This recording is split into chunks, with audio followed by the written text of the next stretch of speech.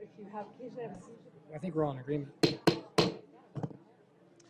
Good evening. Welcome to the Tempe City Council issue review session. I don't have my script. I'll just wing it. Yeah, wing it. Welcome to Harry Mitchell Government Center. Yes, and there you go. So far you're batting 1,000, sir. You know by heart. Well, welcome to our work study session for December 7th, 2017, here in the Harry E. Mitchell Government Center. I did that for David. The first item on our agenda is our call to the audience for the issue review session items and as well as the committee of the whole items. Each audience member has up to 3 minutes to address any of the items that is listed on the agenda. If you'd like to speak on an item, please fill out a speaker's card, which can be found in the back of the council chambers, and hand it to our Deputy City Clerk, Dusty. And when it's your turn to speak, we'll call your name. I know if you do want to speak, again, please fill out a speaker's card. I do have some, so I'm just going to go ahead and read those as they came in. First person is Mr. Stefos. Yep, come down forward. Please state your name and place of residence for the record. Mr. Mayor and members of the council, Steve Stefos, and thank you so much for having me. I appreciate it very much. I was able to spend some time with Councilman Colby the other night at the character area meeting, but I think it's really important that the rest of the council hear the concerns that people have who don't share the vision as this particular document is being drafted. Let me start by saying I think it's really important that you look at the language in this document and look at how how the hyperbola really sets the tone for what we're looking at here. Let me point you to one of the things that the preamble here. It will preserve and protect our older neighborhoods from encroaching development that endangers their very existence. To say that there's development that's endangering their very existence is really over the top, and it sets the tone for a fear factor that I think we should not be afraid of. First, let me say, I've been in Tempe for 30 years, and I want to compliment this council and past councils, in particular on where we are today in Tempe. I think the development that we've had to date, and I've seen it from the very beginning, has made this city a much better place to live. It is really, really going in the right direction. The other thing I want to point out is that if this document had been available in 1986, when we did the first round of downtown redevelopment, I think it would have been the last round that we did. This is a very constricting document, and it is really put together in a way that takes the people who are anti-development and gives them an outsized voice. And I want to make sure that the council understands that the way Councilman Colby and I discussed this was that this document would be a really important part of the zoning process, that you would hand this to somebody and say, hey, if you're going to go build anything around here, you need to make sure that you conform to this.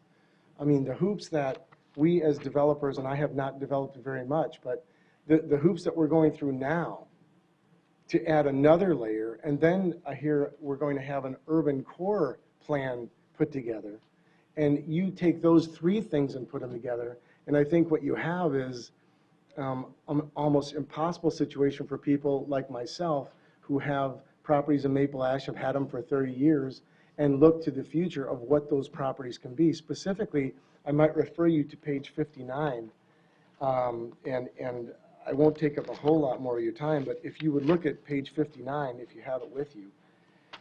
You only have a couple more seconds. Okay, I'm sorry? You have a couple more seconds. Okay, page 59, I'll just go really quick. It specifically mentions preserve and place the bungalow cottages along Mill Avenue south of University. Encourage adaptive reuse options to preserve street elevations. I mean, specifically you're taking individual properties now and saying, this is what we want Mill Avenue to look like. And I think the neighborhood should have a voice, but this is not anything that should be in a document that allows us for the future to say, this is what our development should look like. I'm going to say one more thing. I'm hoping that you won't take action tonight on this particular item in the sense of feeling as if there's some consensus in Maple Ash or anywhere else. Thank you, Mr. Cephos. Next, we have Kim Green, Estate Lot Cleaner. Welcome. Please state your name and place of residence for the record. Well, my name is Kim Green, and I live in Estate Acalina, and I'm here tonight with many of my other neighbors to speak out against the short-term vacation rentals.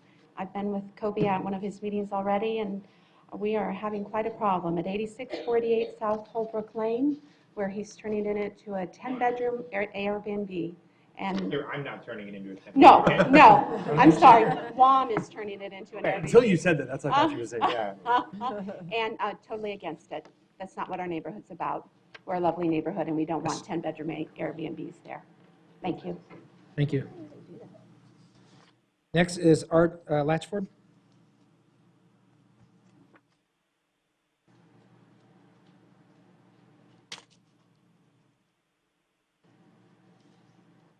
I just want to say my dissatisfaction with putting a bed and breakfast in near my neighborhood. Can you please sit down? Down? Yeah, we have a microphone. Oh, So we can, okay. we want to hear your nice voice. Oh, yeah, okay. See, there you go. I just want to resolve my worrying about putting a bed and breakfast in my neighborhood, near my neighborhood. And I've been there for 30 years, and it's been a great place, and the city has taken really good care of it. Very happy with living there. I don't know how much longer I got to go, but I'm going to stay there until I do. Okay? Thank you, sir. Thank you. Thank you. Next speaker we have is Garland Floyd. Mr. Floyd, please state your name and place of residence for the record. Garland Floyd, and I am a resident of Estate Lacalina as well. And I also would like to let it be known that I object to the establishment of this Airbnb facility in our neighborhood. It's not what we signed up for. Thank you. Next is Antil. Please state your name and place of residence for the record.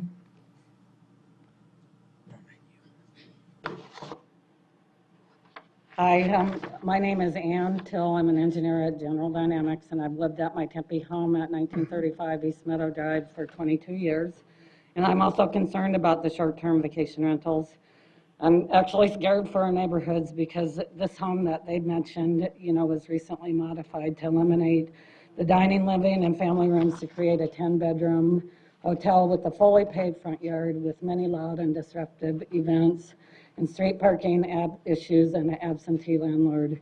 And this is in the middle of a single-family residential neighborhood with homes valued at $400K plus. And it's unlivable for the neighbors, and it seems there's nothing they can do. And one person is actually trying to sell a home, but the value is reduced due to the short-term rental. And I just wonder what the future of the street will be, because who's going to buy it, and will it be a row of short-term rentals? And again, I'm scared this could happen, and there appears to be no protection. Then the other concerns are that these are replacing regular rentals, so there's an impact on affordable and available housing, and there's no requirement to be listed as rentals with the county assessor's office, and there's no city or state registration required that I know of. And there's, I think, a lack of ability to collect taxes.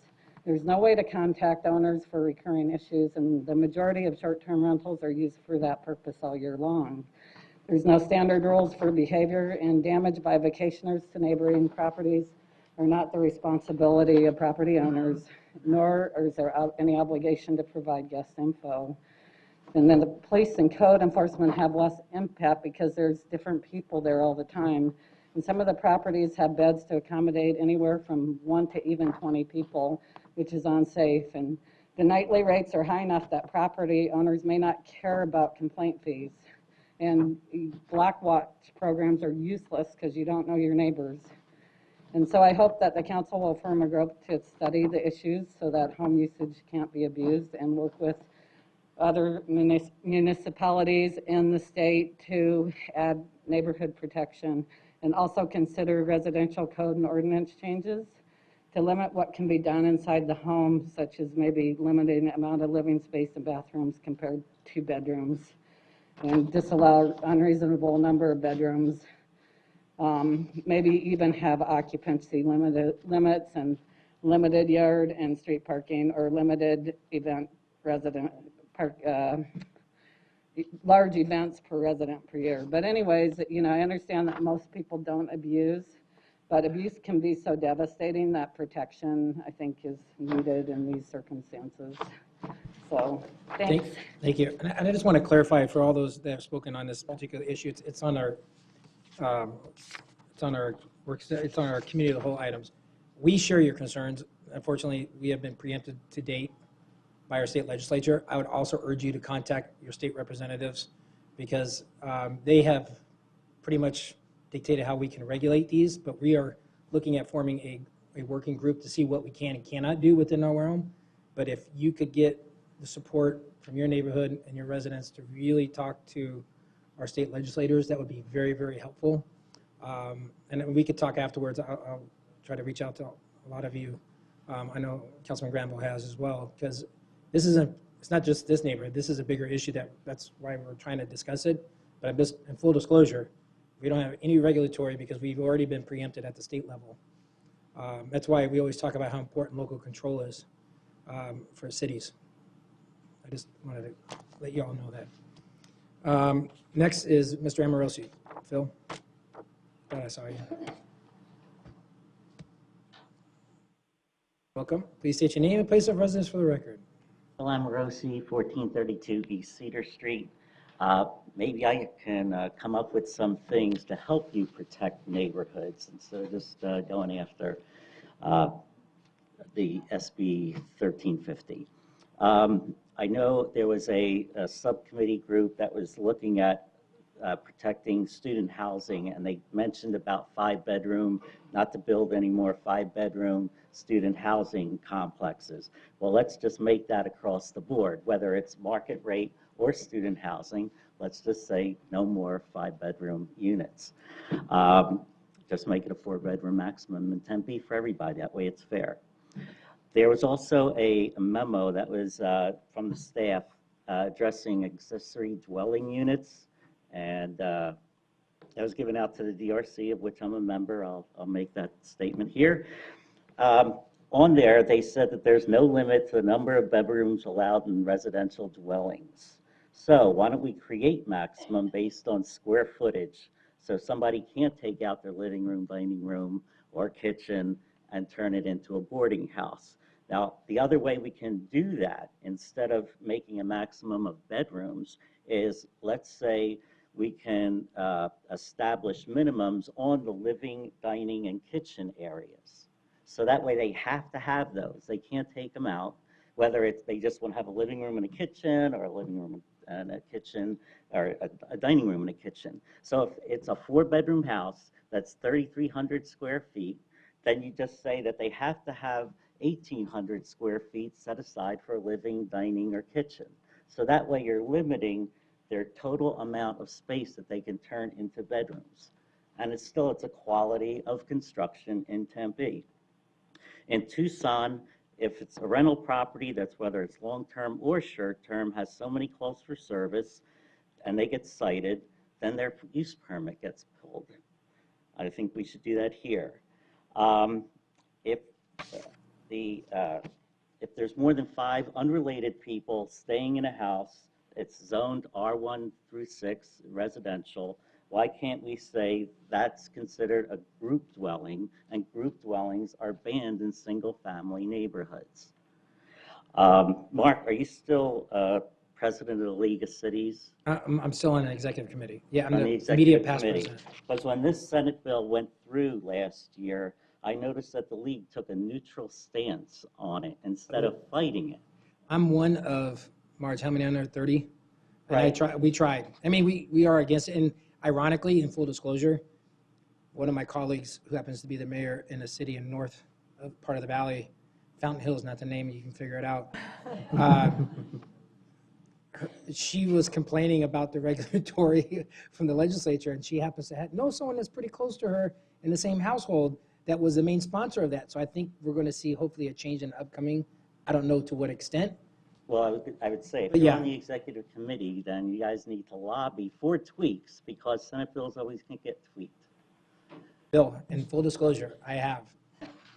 Again, I'm Okay. one of 30. I'm just saying that I was surprised it was neutral at the time. It's the, We also talked in It's the majority. 2016 about the website at Tempe's website. It doesn't say anything about short-term rentals need to pay the TPT tax. You have to go down to the second link down here before it even mentions it down in the bullet points. It should be up here right on the front page. And also the top link, the Department of Revenue link for guides, it doesn't work.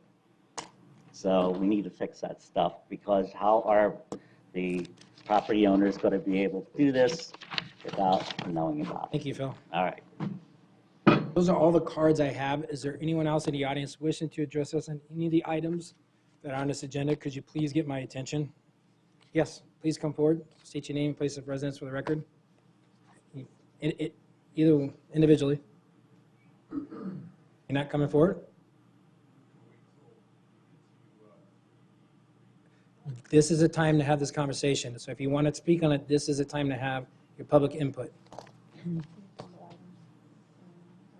And which items were you looking at?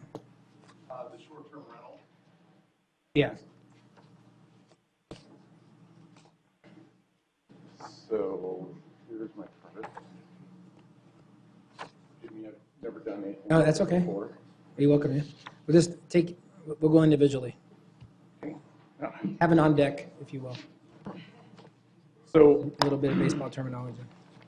I live next to this property at Wait, can you please state your name and place Oh. of residence for the record? My name is James Corkins. My residence is 8652 South Holbrook Lane, Tempe, Arizona. I live right next door to this house that is pretty much the pinnacle of the issue, that represents the issue, 8648 South Holbrook Lane. So, little history, this person purchased a house in March, and it has been under constant construction until probably, I think, 2 or 3 weeks ago. In the process of that construction, the person has gutted the house, put in bedrooms, divided up the family room and living room into other rooms, adding second levels to some of these things in some cases. He's paved over the entire front of the property and was using that for a parking lot. As a result, and since this owner is, even though it's stated that it's his primary residence, he lives out of state. He's only here maybe a week or a week or two out of every 2 months. So if there's any property issues, he manages it through texting the people that are on his property. But since we've been there, things have been happening at that property we've never seen before. There's been underage drinking, underage drug use, and these kids get high and get drunk and get in their cars and start driving away from our, through our neighborhoods. Parking issues. I sent you some photos of the property where the parking issues of my property was blocked in by a semi one day. A semi was parked on our street, blocking in our property. And when we confronted the owner of the house, he said we could park our cars anywhere. And so these are the type of things that we are living with on a week-to-week basis and a day-to-day basis. Over the last 4 months, we've probably had the police come out there at least once a week, and have been recording code violations multiple times a day. And Councilman Granville has been wonderful about accommodating us and helping us kind of understand what codes are codes that we can report. And it's been wonderful, and Parrish is excellent too. But this is a serious issue, and the problem with the law, SB 1350, is it's so ambiguous. You could drive a truck right through most of it. It's so hard to regulate because it's so ambiguous. So you don't know as lawmakers where you can uphold that law and where you can't. But there are ways around it, and we've actually thought of quite a few ways that you could work around those things with codes and with actually police. So if you'd like to talk some other time about that, but this is going to be something that's going to start taking over your neighborhoods all over Tempe. And in our house, we bought 5 years ago, we don't feel safe anymore. Thank you. Thanks, guys.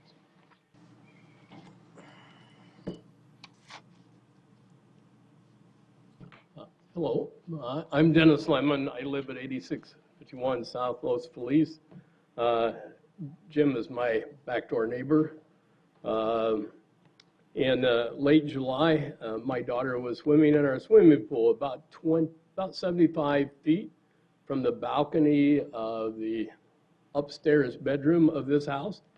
The guy's staring at her, takes his drink or whatever it is, pours it out on the ground. My daughter said, "Whoa, this is bad news," got out of the pool, told my granddaughter, and she won't go near the pool. She thinks it's a bad omen. There's no resident owner or property manager, so if there's an issue, there is no one that, other than a resident, who comes to the door when you knock on it. That's discouraging because now the only next thing to do is call the police or file a code violation. Police have responded to Jim and our neighbor calls and are really to be commended for their prompt response. They've encouraged us to make sure that we call and that we file code violations. They've been helpful. But as neighbors, we feel strongly that our neighborhood has been turned upside down. We're no longer comfortable with the security and future of our neighborhood. We've read what happened in Las Vegas.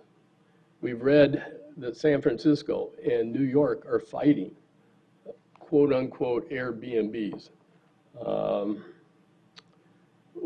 The character of our neighborhood has changed, and the city has invested a lot of energy in trying to establish neighborhood character. I've written, commented on that, and I applaud us for trying to do that. Down 2 houses to the north of where we live are an older couple. Husband is quite sick. They are really concerned. The stability of the neighborhood is at risk. In the last 2 weeks, Jim and I and others have gone door to door in our neighborhood, knocking, talking to people, trying to inform them of what's going on, what's the background, and collecting signatures. And we're over 76 signatures. When nobody was at home, we left flyers, had people email Jim. Over 24 people have emailed him, expressing their concern and hoping that something could be done. When we moved to Tempe 17 years ago, we selected our home because there were lawns, there were trees, there were grass. It was a nice neighborhood, well kept. We're sounding the alarm. There are individuals who are willing to abuse the intent of SB 1350. And right now, Tempe seems powerless to do anything, but I contend Tempe has more power at their disposal than they think. And while it's important that we lobby our legislators, and we can, you need to be doing the same thing. Absolutely. Mr. Lemon, unfortunately, your time is up. Okay, that's good. We want to be proactive partners in this effort, okay? So it's really important to us. We want to be participating. So please help us. I think Thank you. we hear you loud and clear. Thank you. All right, please state your name and place of residence for the record. Lynn Danielewicz, 1924 East Elfrida Road. And first of all, I'd like to state, I do understand what a shared business economy is, but I don't believe that belongs in a state La Colina. And furthermore, I feel because we are a neighborhood association, we are more vulnerable for this than a homeowners association. Homeowners have a lot of CC&Rs and bylaws. So I just want to state that I'm definitely against this in our neighborhood. Thank you. All right, next is Burdetta Hodge.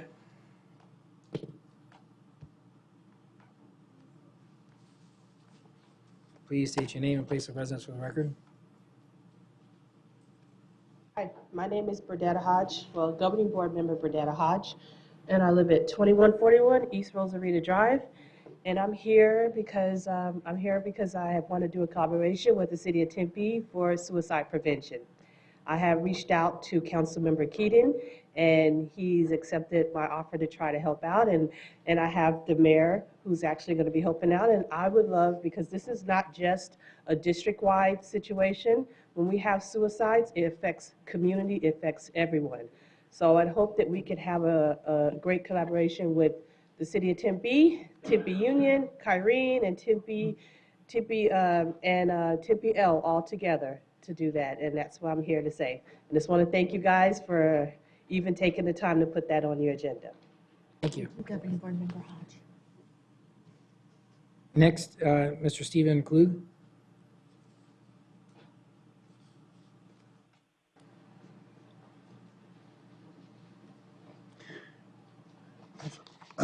Well, thank you for listening, and I also want to talk about the short-term rentals.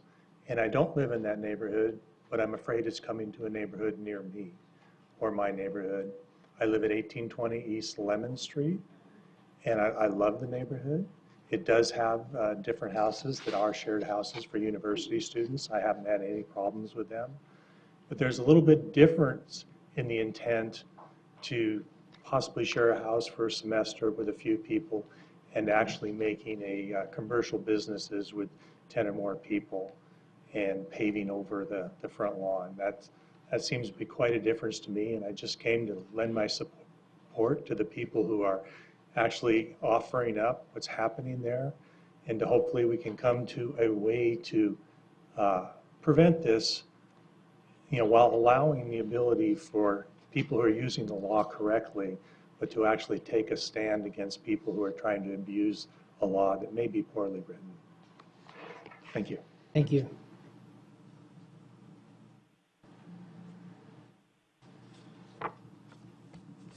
Mr. James Corkins? Oh, you already spoke. Okay. Oh, yeah. Okay. Lynn spoke. Paul Lamb?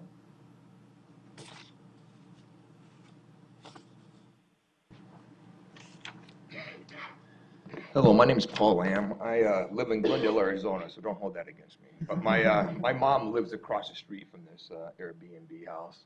Original owner, she's 85 years old, good health, good mind, ornery as ever. But obviously my brothers and sisters are concerned about the transformation of the neighborhood. So I just wanted to, I know, there's only so much you can do at this point, but I just want to tell you, if it was your mom, elderly father, I just want you to keep that in mind. We are concerned. It has changed. The neighborhood has changed, but we just want to do the best for her and keep her safe. I also wanted to say I wanted to thank all the brave men and women from 76 years ago. This is a very important day, and I just wanted to make sure we acknowledge them. And I thank you for your time. Thank you. That's all the cards I have. Is there anyone else in the audience wishing to address us on any of the items listed on this agenda? Could you please get our attention? Seeing none, I'll close that portion of the hearing. And then move on to our issue review session items. And the first one is our community and business surveys. Rosa, and welcome back. We did something different this time. We added another element to our Yes, we have. Good evening, Mayor, members of the City Council. Rosa Anchowski, Director of Strategic Management and Diversity. Thanks, Good afternoon, and to my left, we welcome back Chris Tatham from ETC Institute, who is here to share the results of our community survey and our inaugural business survey. So with that, I'll turn it over. Great to be back, and if it seems like I'm here earlier, I was just here. We've moved up the presentation from the spring to December to help you use the information for your budgeting purposes. And on a personal note, it was in 1999, right before my youngest son was born, I had a presentation here in Tempe. That was the first time I came here, And interestingly, my first grandchild's going to be born in the next couple of days. So here I am in Tempe again. So it's been a long time, a lot of connections, but it's great to be back. I know most of you are familiar with our firm, so I won't spend a lot of time because I know you have a lot of agenda items, but we are the national leader in helping local governments use input from their community to improve their decision-making processes. I've been doing this for more than 20 years, and our firm has experience in over 900 communities just here in the United States. What I'd like to do is I'm going to walk you through how we did the resident survey, give you those results, and then I'll go through the business survey. And obviously, if you have questions as I'm going through it, feel free to jump in so you don't have to hold that thought to the very end. As far as the purpose of the survey, the city's now been doing this regularly on almost an annual basis since 2007.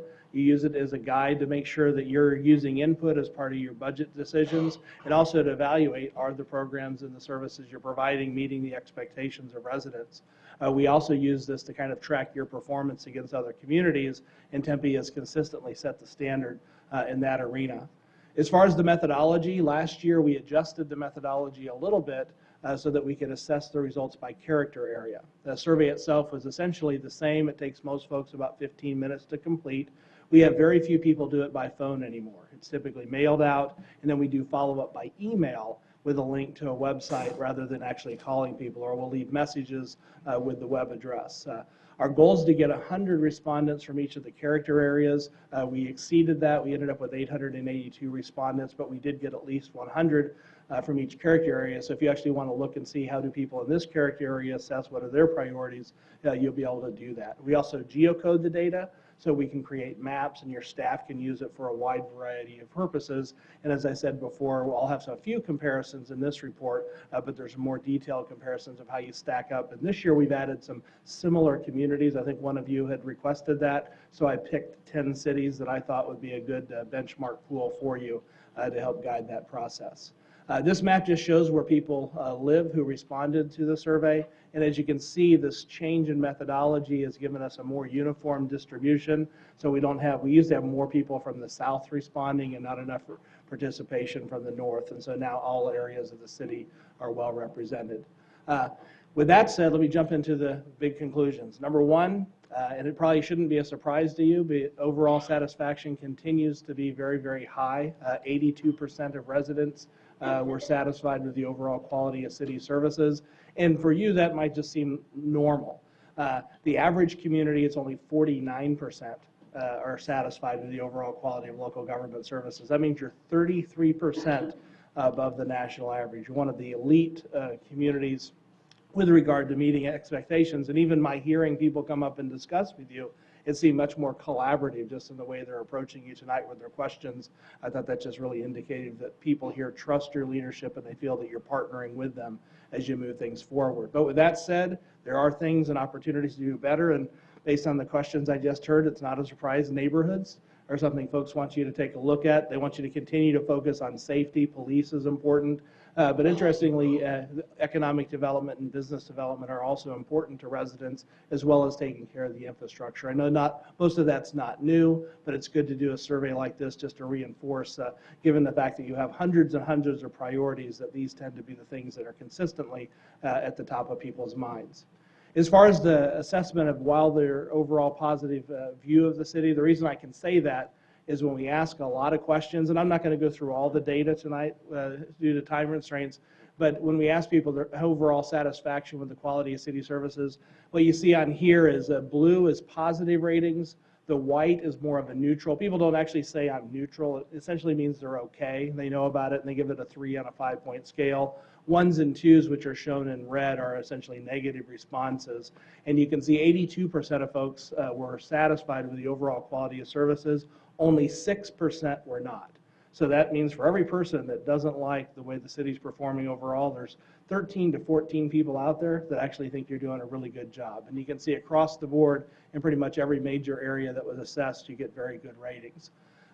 We also looked at things such as quality of life in your city services, and I want to highlight the brand equity. I've mentioned this when I've been here before, is that the city has a great brand. In other words, people trust you, they think this is a good local government, and you can see that by the high percentage of 5s in pretty much all the areas that were assessed. If you work your way kind of through the list, you'll notice things like quality of life, very few people give negative ratings there, just 5%. And you see across the board, pretty much every one of the areas that was assessed does very well. In fact, none of the items on this chart have more than 10% dissatisfaction. In addition, when we looked at some of the specific programs and services, things like your parks, and I won't read the list to you, all rate very well. But you will know that condition of neighborhoods at 17% is the area, or one of the areas that rated lowest. And you can see bulk trash pickup has improved significantly. So even though it's still there, when I was here a couple years ago, that was much lower. And I think that you can just tell that people have become accustomed. I think the improvements and the adjustments you've made seem to be meeting expectations. In addition, when we looked at some of the other areas, you'll notice on this chart that most of the items on the bottom half of this chart, which are the lowest items that are rated, tend to have to do with code enforcement and neighborhood sort of issues. In fact, if you work your way about halfway down the list, you'll see you've got condition of streets at 22%, but then you'll start seeing efforts to enforce mowing and trimming, efforts to enforce property maintenance codes, efforts to enforce cleanup of junk and debris. And so I think that's one of the themes that we're seeing in the survey, that is something residents, it doesn't mean you're doing a poor job. Some places you're getting good, but there are some differences in different parts of the city. So we hope to be able to use this survey to help city staff identify exactly where those concerns are.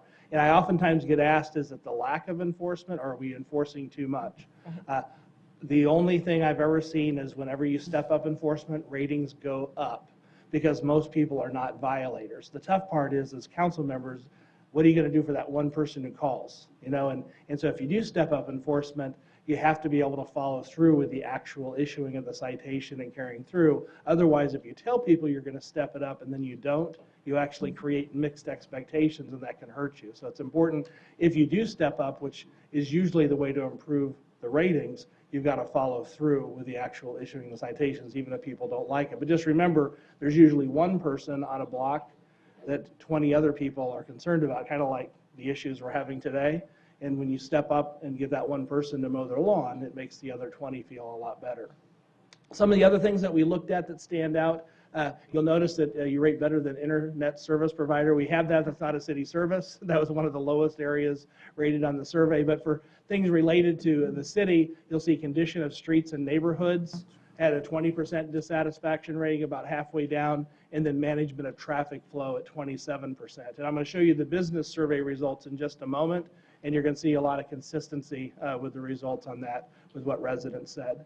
As far as your ability to equitably serve the city, there's a number of maps, and in fact, dozens and dozens of maps in Appendix A of the report. For this presentation, I just put this one because it's the overall satisfaction with city services, and you'll see it's uniform.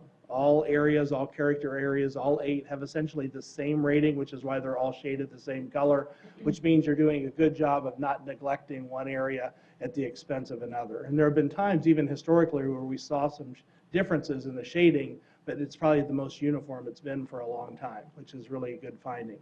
As far as how things have changed, since last year, there's only been a handful of significant changes. But if you go back to 2007, you'll see that overall walking and biking transit, police services, when we first did the survey, that was a real concern for some folks. And you continue to make strides in a number of those areas, particularly even your communication. If you look at the short-term increases, the Center for Arts, your recreation programs, and swimming pools all saw significant increases compared to last year. But for the most part, the one-year changes, those 3 were the only ones that were statistically noticeable. And as far as areas of decline, you can see that bulk trash is still on the list, but it's not in the 20s or 30% range now because it continues to get better. But you can see library programs, conditions of streets have dropped, street lighting. From a year ago, you'll see that alleys, conditions of neighborhoods, and landscaping along streets and sidewalks, not to mention just general perceptions of planning, were the 4 areas we saw a decrease compared to 1 year ago. As far as how you stack up to other communities, you rated above average in all 35 areas. But what I really want to commend you on is your customer service. Look at how this isn't 50% satisfaction. What is shown in these bars is how much better your rating is than the national average. So compared to the national average, you are 50% above in the way your residents perceived employees treating them for customer service than the average city. I mean, that just shows me that you just have a tremendous culture. In fact, those top several ones are all related to customer service. So even if someone has an issue or a problem with the service delivery, they feel that they're treated very well. So, and you should be very, very pleased. And as you work your way down, there's just a number of them. I won't read them all. One of the things that had trailed or lagged behind in recent surveys had been your fire, and you can see it's now 5% above the national average. So you don't have any deficiencies, whereas a couple years ago that was one of them. As far as priorities for investment, and I should probably say communication, how what are the messages that you should send out? You can see that police services is the #1 priority overall. Doesn't mean you're doing poorly in delivering the services, but residents care a lot about that. And you'll see the same thing in the business survey. People want to make sure the community doesn't have crime, and you keep that low. Neighborhoods, you can see, is second. Third is economic and business development, and social human services and parents kind of round out the top 5. So there's a lot of things that are important to a lot of people. There's not just one issue, and that makes your lives a little more complicated. If 80% of the people just picked one item, it would be a little easier. But you can see in order to meet the needs, you're going to have a diverse set of services and programs and investments to make sure that you're moving forward to make sure everyone's needs are met in the community. This next chart I'm going to skip over because it was actually done incorrectly and doesn't make any sense, so I'm going to apologize for that. Several of you probably had questions about that. I do too, so I told Rosa I'd just get it redone. But with that said, just to summarize, there's a lot of other information in here, but I think the city continues. You do this kind of to make sure you're moving in the right direction, and clearly you are. Your overall performance is among the very best. And one of the things that you may consider is, do you want to have a higher standard? In other words, is average where we compare, or do you want to compare to the top 25% or top 10% of other communities to make sure you stay there? Because sometimes you can get comfortable. I can tell that this city doesn't get comfortable, though, because every time I come back, you continue to do well. And as issues emerge, you address them, and other issues replace them. But you do a great job of managing them. And I think that's one of the reasons you have such a great brand and so much confidence among your residents. But as I said, your neighborhood issues, economic development, streets, traffic flow, those are things you want to continue to pay attention to make sure you stay at the top of the list. So I don't know if there's any questions about the resident survey before I go into the business survey. Yeah, Councilman Navarro, then Councilman, or Vice Mayor O'Donnell Savage. Then Grant.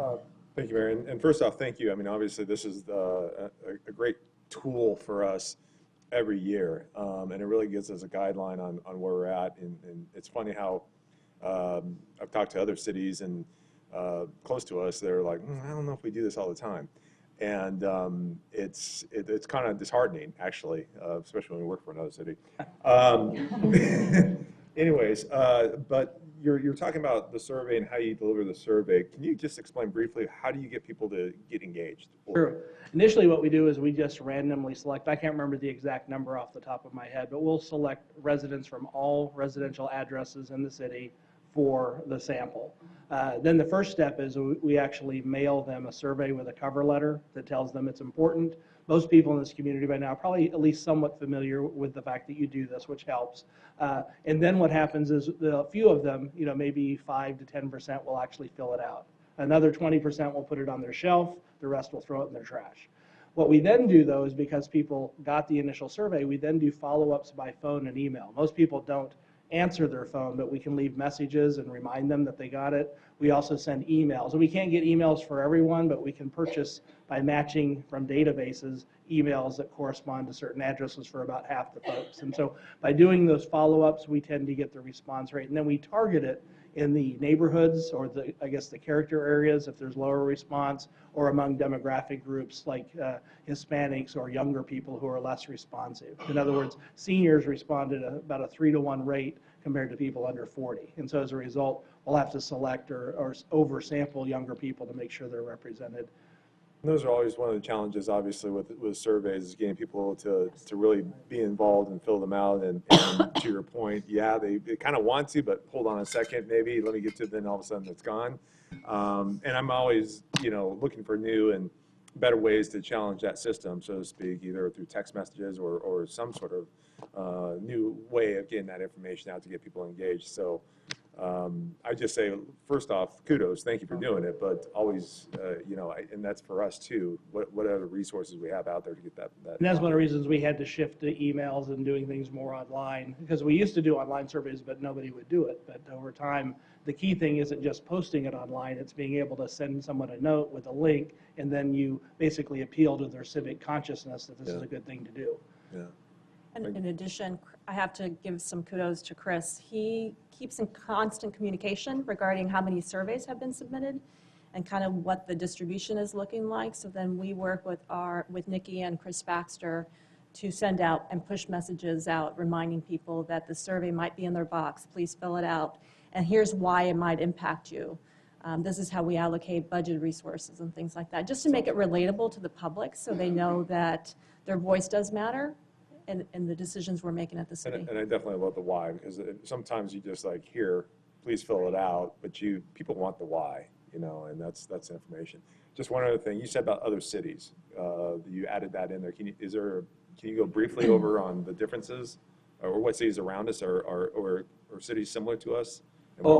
Someone had asked for maybe having a benchmark of comparable cities. So we have hundreds, so it's hard to pick out exactly the right type. So I picked out 10 that have like Naperville, Coral Springs, Overland Park. I picked out a handful of university cities. And so the idea were there were 10 cities that I thought would be a good group for you to compare to. And we could adjust that, but that was just to give you an idea. And you'll notice that the benchmarks are different. When you look at how you compare to that group, it's not exactly the same. But that's probably a first step, and you may want to refine that moving forward. So, Vice Mayor? Yeah, Chris, thank you for doing this. I mean, I really do appreciate it. My questions were kind of along the same lines as Joel, because I may have been one of those households that got one. And it's kind of cumbersome. It's a really big survey. I think it took 3 days for it to get filled out and completed and sent out of the house. So do you ever get any that are not completed all the way? we do. We don't count them. So in other words, there is partials. If we don't have at least 90% of the questions, unfortunately, we don't count them. And we also have processes just to see if people, just put ones down and things like that. We some have algorithms that review the data just to make sure that it was done. We make sure there's just one per household and a number, because we don't want someone to, get it by mail and then go online and then that household gets 2 responses. So we have a lot of checks in place to try to ensure the integrity of the sample. Nice. And then, so do you think that our response rate is average, above average? It's probably a little above average, and I think that's partly due because of the fact that you have people in the community, you use it regularly. Communities that do this once in a while and there's no rationale for doing it, it's just, hey, let's see what you think one time. But the fact, especially more if you're going to start doing this and rolling it out like you are now. Window was a little shorter this time than the last one. In your budget, but it becomes part of your budget. People realize this is my chance. I can vote, but I can also share my opinion on the survey and have an impact in my community. And so that if there's a bias to this, tends to be a little bit more biased to civic conscious people because they're the ones who will be more likely to fill it out. But we make every effort to make sure all groups are represented. Got it. Thank you. Thank you very much. Councilman Granville. Thank you. A couple of things. One is, so I know that you did by character area. I thought that was great. Obviously, this is the 4th or 5th one I've seen now. They're all really good information. It didn't seem like the multifamily to single family quite matched up with our demographics. So is that just because people in multifamily tend not to respond as much? Yeah, it never will. And so what we intentionally, that's one of the groups that we oversample. If we don't oversample, we get about 5% back from multifamily. So, but we design the survey so that we get at least enough respondents from multifamily so it's statistically significant. And that's just an evidence of the civic consciousness, as a lot of folks in multifamily are not as engaged. And so that's actually a group we work on. The second point I'd say is I saw the peer cities.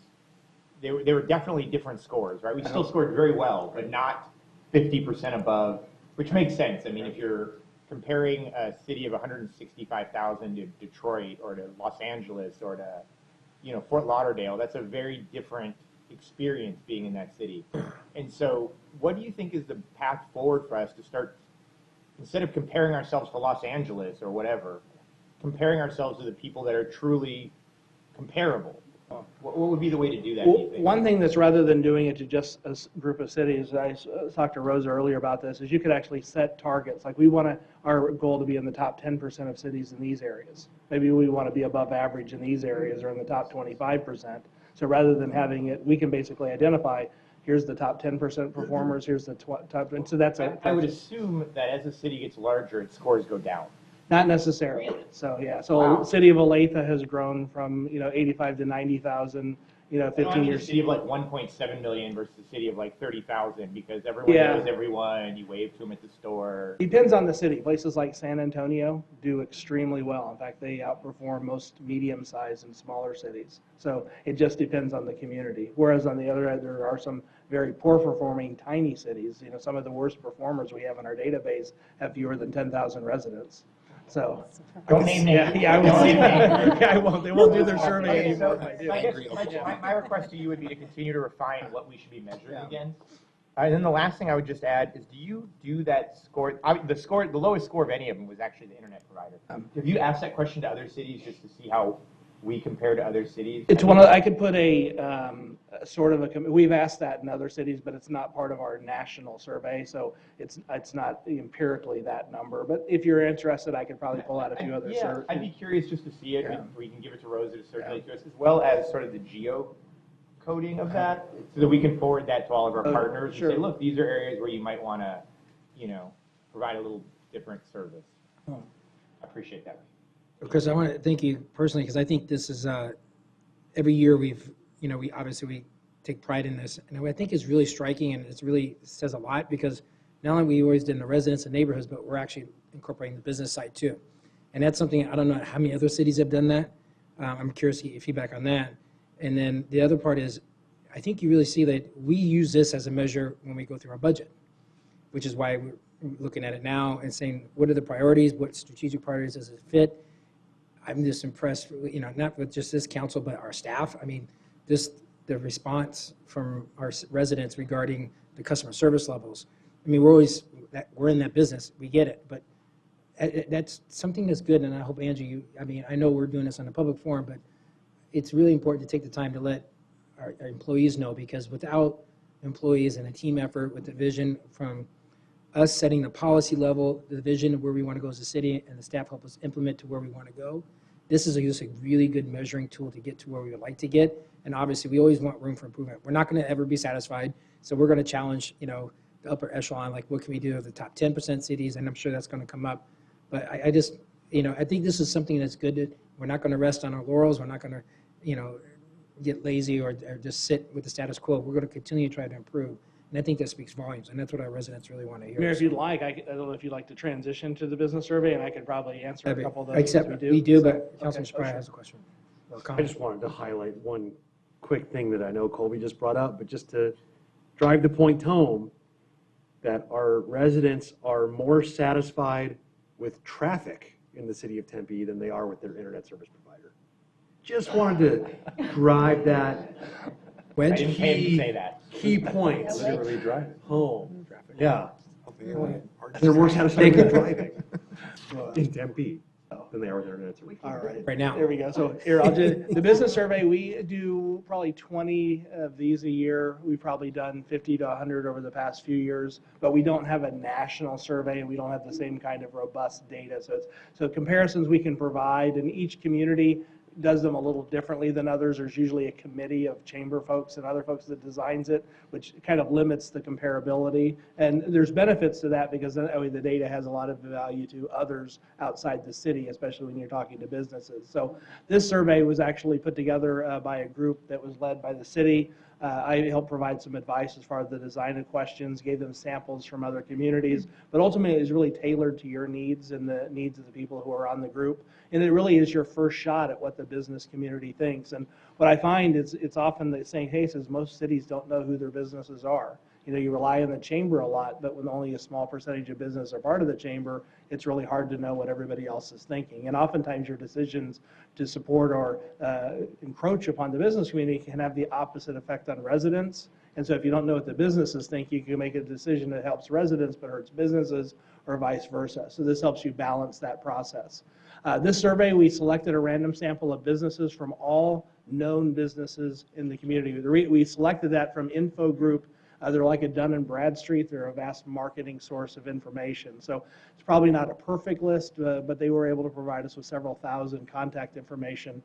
We then sent surveys out to a portion of those at random, and our goal was to get 400 to do the survey.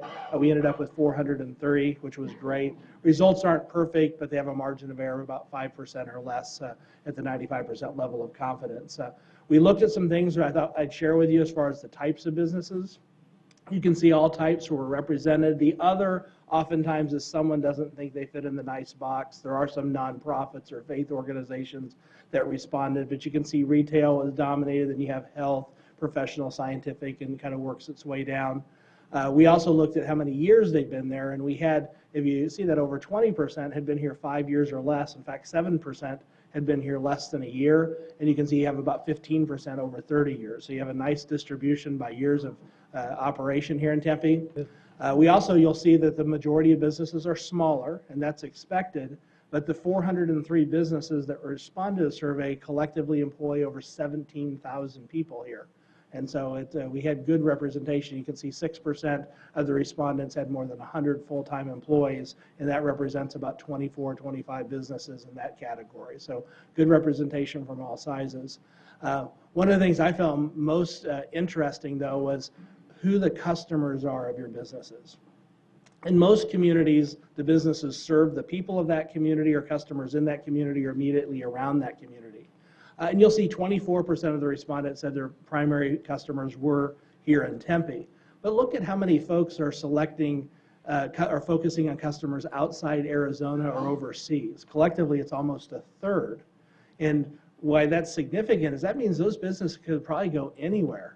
They don't have to be here in Tempe, but they're choosing to be in Tempe, 31%, because for whatever reason, they think this is a great place to do business. And so moving forward, understanding and making sure you preserve that environment will be important. And we developed some indicators in the survey that will be leading indicators. If for some reason that's going to be compromised, you should know in advance before they start migrating or moving to other places. So the major conclusions for the business survey, much like the resident survey, is they've got a great view of the city. 81%, so 1% lower, gave overall positive ratings for the satisfaction with city services. And you can see the image and quality of life were also perceived to be very, very strong. Their top priorities were making sure that crime stays low. I can't emphasize that enough. That was very important. And then as far as opportunities to do better, because right now most of them feel safe, so it's not an issue today, but if crime rates were to rise, that would be a concern for them staying here. But traffic on city streets and street maintenance were probably the two immediate concerns where there was an opportunity to do better than your current performance in their eyes. As far as the reasons businesses come here, kind of ignore the other at the bottom. That was about 8 people who wrote in, other respondents, and they all said it was really important. So, but you'll see access to highways, low crime rates, telecommunication, and the attitude of local government toward business, and the image was 5th. So your location, telecommunication, utilities, which makes a lot of sense if you have businesses that are actually serving customers outside the area. But the interesting part to me was how important the attitude of the local government. So people coming here believe that this government has a good attitude toward business. And that's probably one of the reasons you're attracting so many types of businesses that are actually serving customers that aren't even in Arizona. And so I thought that was a real strength. We then asked them, what's going to keep you here? In other words, why are you going to stay here? Number one reason, low crime rate. So that's why it's going to be really important to assess that. I know that's important to your residents too. Number 2 is the image of the city. And I think what's unique about Tempe is, though it's a suburb, you have lots of businesses picking this as their location who provide service to customers or products to customers outside Arizona. That must mean they think those customers know what Tempe means. They've heard of it. With your employees earlier today, I said, how many of you have heard of Olathe, Kansas? And a couple of them sort of raised their hand. But I think the name Tempe, the community Tempe, is something that people and businesses desire. And so that image, making sure it continues to have a favorable brand, is something that I think is important to retaining folks in the future. And then you'll see level of taxation along with your continued attitude of businesses and, of course, access to highways. But you'll see that there was a few shifts in the orders. Things that were not as important that surprised a few people on the committee were things like Arizona, access to the airport, the proximity to Arizona State University. Those are clearly important to some of your businesses, but not to the mass, to the majority of businesses, as you can see like some of those other issues are. As far as the perceptions of the city, 9 out of 10, I think the city is business friendly, which is great. Only 1% didn't think the area where their business was safe during the day. It was a little higher at night, but all in all, people feel safe in the city, or business owners feel safe in the city. Sure. Can I just ask briefly, Mayor? What was that, the very unsafe part, was that to a specific part of the city, or was that generally across the entire city? That was whoever that respondent was, which would reflect 1 or 2 respondents since it's such a small percentage. And I don't know exactly where the dots are. So it's just, but we are going to take a look at some of the maps by location. We should be focusing and forcing. Right. You know, but if there's 6 people around the red dot who are all very safe, then it might just be an individual perception. So, yeah. As far as overall quality of services, you can see across the board, housing options, value of taxes. I want to highlight that for you all because the taxation level is an important indicator.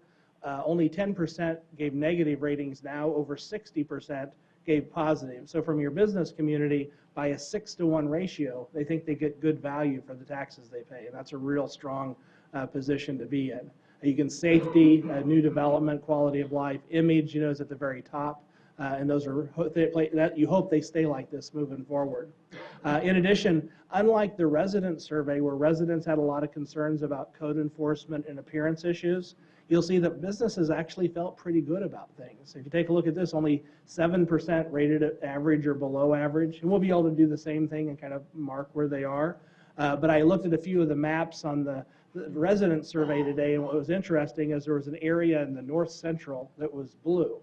And I was talking to one of your staff members, and they said that's where there's a lot of business and commercial, with those residents. And so you even may have to take a look at, as you're addressing some of your code issues, is do you need to focus more on residential versus commercial and retail in the next couple of years, given the fact that right now most of your businesses feel pretty good about the way things appear.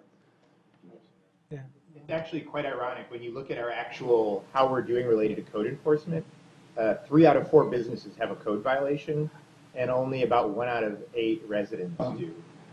So even though they're fine with it, they're actually, by a ratio of like 4 to 1, far more likely to have a code violation. Interesting. Well, and just, that's why we already met with code today while Chris was here, so we're going to get the maps to code. Trying to overlay those and figure that out. The overlay, and then perhaps shifting where we're focusing our inspections from commercial to residential. As far as just the perception, would people recommend the city to friends? You can see only 6% said they would not. Only 6% didn't think the tax structure was fair. A lot of folks don't know, but 56-to-6 ratio is great. And, and this is one of those leading indicators. Remember, one of the top reasons people are going to stay here is they think that the tax issues. And so this is one of the numbers you'll want to watch. If the percentage of no grows, that could be a leading number that would say people would start leaving. Similarly, when I showed you the number, a leading indicator on the safety question, if we see that the percentage reporting that they don't feel safe is growing, that would also be a leading indicator which would cause businesses to move to other locations, especially those that don't have to be here and can choose to go just about anywhere. So we also looked at just the overall atmosphere, generally very favorable. 40%, which is phenomenal, thought things had gotten better compared to 2 years ago. Another 48% thought they were about the same, but at least good. Only 5% thought it was worse, or another 7% said it stayed the same, but it wasn't good. So there's definitely people feel good about the business environment. Their perceptions of city services is off the charts. Your emergency, medical, fire, police. Talk about brand equity. You're getting almost 7 out of 10 businesses or more giving you a 5 on a 5-point scale. That is among the best ratings you can possibly get. You'll notice the one area that lags behind is streets and traffic. And you see at 25%. So still, the overall ratings, you have 55% giving positive ratings, but among areas, it's the lower rated. And then when we ask them about how these affect their ability to operate, you'll see again, traffic on city streets was the one area that was really a negative. So outside of that, most perceptions of services are very good. You'll see code regulation ratings here. and you can see that there's not a lot of negativity among businesses. We have some of the neutral, which is essentially an okay rating, since people don't actually say I'm neutral, they give a 3 on a 5-point scale. The only area that has significant negatives is the business sign regulations. You can see at 23%. But then again, you've got to balance that versus resident needs. And so that's a good example of having data for both. You make sure you don't make a decision that overly helps one at the expense of another group. And then finally, as far as opportunities for improvement, this is where you can really see the importance of keeping the crime rate low. Police services, without a doubt, the top service. In fact, more people picked it as the top priority than a combined top 3 for any other service. Fire was next. They don't want their place to burn down. And then you'll see streets, EMS, and then traffic on city streets kind of round out the top 5. So traffic and maintenance aren't the most important services, but the reason I flagged them as an opportunity for improvement is when we do our analysis, which both considers how you're doing and how important it are, these 2 areas are rated relatively low. And so in other words, at the end of the day, I think that you can improve overall satisfaction with city services by taking a look at this. You'll see on traffic, for example, it's the 5th most important service, but it's the dead last 16th as far as satisfaction. So a little improvement in that area is likely to build confidence and overall improvement in satisfaction. You can see street maintenance is in the category we call medium priority, which means you pretty much have things allocated the way you should, but you'll see it's just barely below that at 0.09. All the other items, you're doing great. In other words, you're pretty much providing the service at the level given the expectation that businesses have for the service. This is for everyone here who's a left brain and likes to list in 1st, 2nd, 3rd, 4th, 5th. If you're more visual, this is for everybody here. Same information, it just from left to right is the importance. Things on the right are more important than the things on the left. And from the top to bottom is your satisfaction rating. And so the things below the line, you get lower ratings. And what we're looking for are things in the bottom right quadrant, which again, you can see street and traffic. Just another way to show essentially the same data. So in summarizing, there's a lot of other information. We had information here about sustainability, information about perceptions of the labor force, and lots of other questions that I don't have a chance to share tonight, but there are definitely people who are looking at that data to use it to better do outreach and communicate to your businesses. And so I think there's a lot of other benefits, which I'm not going to share this evening, that will come of this. But you can certainly take away the confidence that you're doing a great job meeting business expectations for services. You have a great brand as a city, which is attracting people who don't necessarily have to serve customers here, but they're choosing to come here because they think this is probably one of the best places to do business. And in order to keep them there, keep the community safe, take care of streets and traffic, and make sure you kind of watch taxation levels and attitudes toward that over time. And so with that, Mayor, I don't know if anyone has any questions, but that's the summary for that survey. Yeah, so thanks for adding the question about whether a business was a member of Local First Arizona. And I just have a possible question for next time. Could we add a question about whether a business is locally owned and operated? Absolutely, yeah. If that's the will of the council? Great idea. And I forgot the percentage. We included one. I think someone was interested in veteran-owned, and I forgot to look up the percentage, but that's on there as well if anyone here is interested. Again, Chris, thank you. This is really helpful information because, I mean, there's some good takeaways. I mean, like on the residential side, obviously, we're looking at maintaining the police service and everything else that we're talking about. On the business survey side, 2 biggest issues are traffic on city streets and then maintenance, as you mentioned. So it's kind of something that we're looking at as we go through our budget, some of the priorities. I think this is tremendously helpful. I think it's a good starting point. I think it's just a good reaffirmation of some of the things that we're doing as a city, but also it tells you where we can improve, and I think that's something that's important. Vice Mayor? Thank you, Mayor. I just want to say, thanks, Chris, to you, but also to the committee that has been working on this, those stakeholders that were pulled together, and Rosa, I think for your leadership of bringing everybody together and vetting through those questions and trying to make sure, for this being the very first time we've ever done it, I mean, it's not perfect. There's always room for improvement, but this is just a fantastic way for us to have a baseline to really just get a better relationship with our business community, whether they're small, medium, or large-sized businesses. I think this is a really great first step for us and just a way to build on that So I want to just say thanks to the stakeholders that really took the time. I know they met. I followed the process all the way through, and I'm just really proud of that group for sticking with it and really giving all that feedback and input and getting to this point where we are here. And I just see this being kind of like our community survey too, is where we do it hopefully more frequently, and then we get more businesses to get involved and to give us more feedback. And then it does become a really great tool for us to be able to use, and I'm hopeful that we'll be able to use what we have here now. So I think this is really great work. It is kind of surprising, though, that I think some of the findings in regards to what I kind of expected to see, and it wasn't in regards to ASU being in our backyard, and I think it obviously, and I was really surprised about when I talked about public transportation. That was such a low priority, and I'm not really sure what to do with that information. So, and being close to the freeways, which makes me think there's a lot of people that still drive cars pretty frequently. So anyway, I just, again, thanks, Rosa, and to the team and to the stakeholders, and I just really appreciate it and look forward to continuing to do it and build upon what we already have. Nice work. Thank you. The intent is that we're going to be obviously continually doing the community attitude survey annually. Right. And that we would alternate years between the business survey and the employee survey, so that you would have 2 surveys a year. Yep. So next year, the cycle would be that we would do community employee. Yeah. Great, thank you. Mayor, just one other thing, if we're talking about things that we're going to add for next time on the business survey, I mean, certainly the attitudes of residents, not to beat a dead horse, but the attitudes of residents towards internet is important, but I think it also impacts business decisions as well, in terms of the quality and reliability of internet service in the city. And so, especially when it comes to financial institutions that really rely on that connectivity.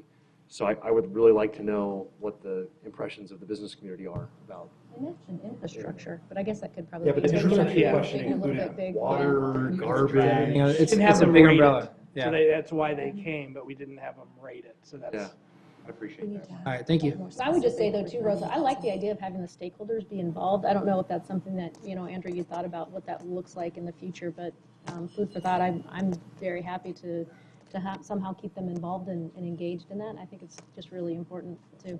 They were very helpful, and I want to thank Ann for being here tonight, who also gave a lot of input. It was quite a work. Yeah, it was a great group. It was a really good group. Yeah, thank you, Ann. Thank you. All right, next is our strategic priorities update and budget alignment. Mr. Jones.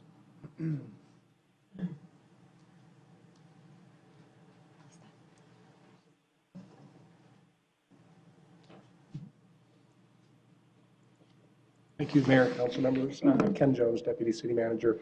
And Rosa has a great presentation for you tonight to talk about responding to one of the requests you had, which is to get your input earlier in the budget process so that we can incorporate it and address the concerns that you have. And I'm really just here for at the end if you have specific questions about how we incorporate the tools that Rosa and her team, along with Cindy Lachey and her IT team, that they came up with. If you have questions, I'll respond at the end, but otherwise Rosa has the presentation.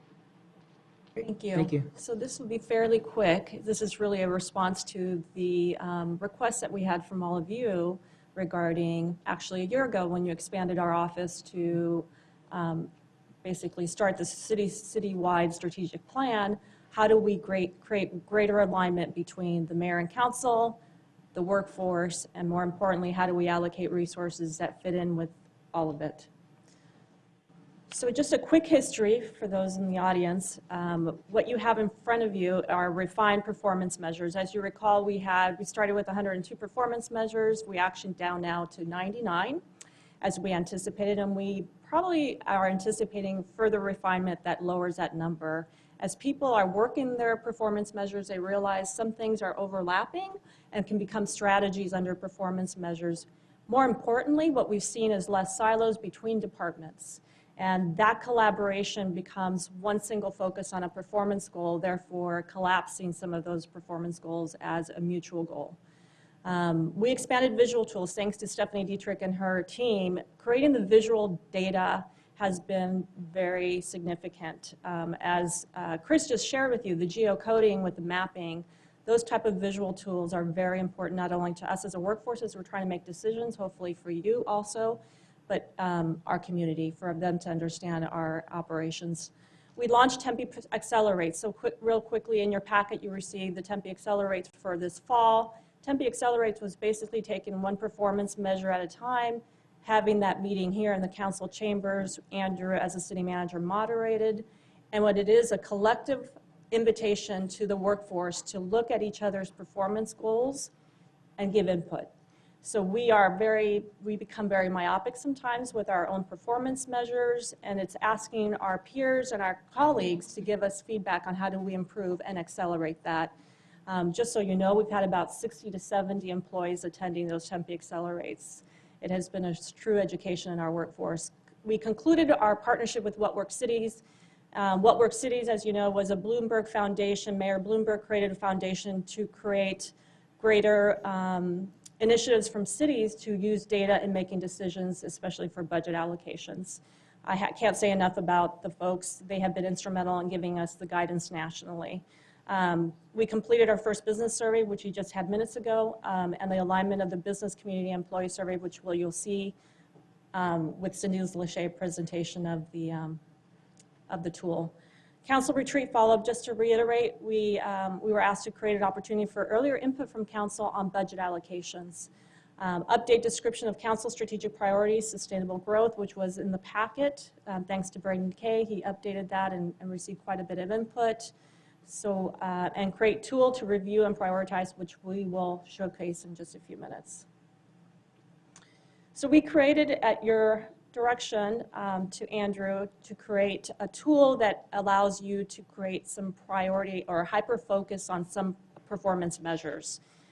We thought it was perfect timing to introduce this tool for you after the mayor, the council, the community, and the budget, the business survey. So Cindy Lachey is going to demo that in just a few minutes. I just want to remind you all that this is not your only input on the budget, and the audience too, while they see this. This is early, but not the only opportunity for council to be involved in the allocation of the resources. We need to remind folks that this will take place, and we're abiding by all open meeting laws. The results will be referred to to develop supplementals with Andrew and the directors of each department. And the timeline would be December 22nd, 2017, that we would receive that feedback from all of you. If I could just jump in for a second there. So this is that opportunity that you've asked us for. In the past, you've said it's been a little bit frustrating that by the time we get to you and say, how do you want to prioritize the allocation of funds, the departments have already weighed in, and it feels like the budget is halfway or 3/4 of the way developed before you get some say in the matter. And what this will do is allow us to get your input so that we say to the departments, before you submit your supplementals, before you submit your CIP, let's see what the council wants to focus the efforts on next year so that you can work around that. That's what this is about. That's what you asked for, and that's what this is intended to do. So after tonight, as Ken mentioned, the hyper-focus of budget allocations will begin. Number two there is probably the most important, especially for our audience and our community to know. This is the first time that we would have the surveys, the community sharing, the constituents, business and residents sharing with you what their concerns are or opportunities for improvement. And minutes later, you will start allocating some resources to be responsive. So create a communication plan.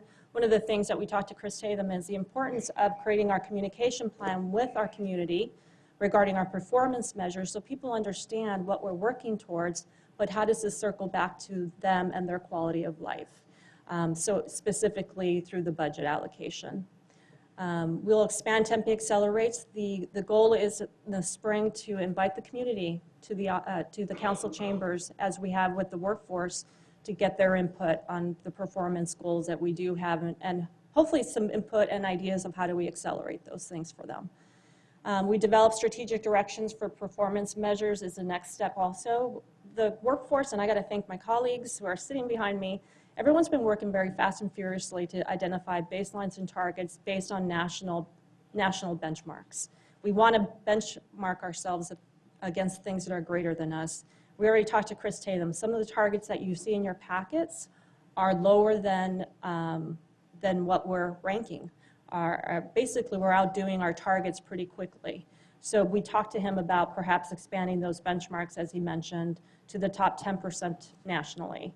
And we keep moving the needle to make sure that we don't become complacent. So we will work with departments on identifying strategic directions. For example, code enforcement today was a great conversation about perhaps the allocation of resources being shifted, and how do we identify some strategies. So that's been great partnerships.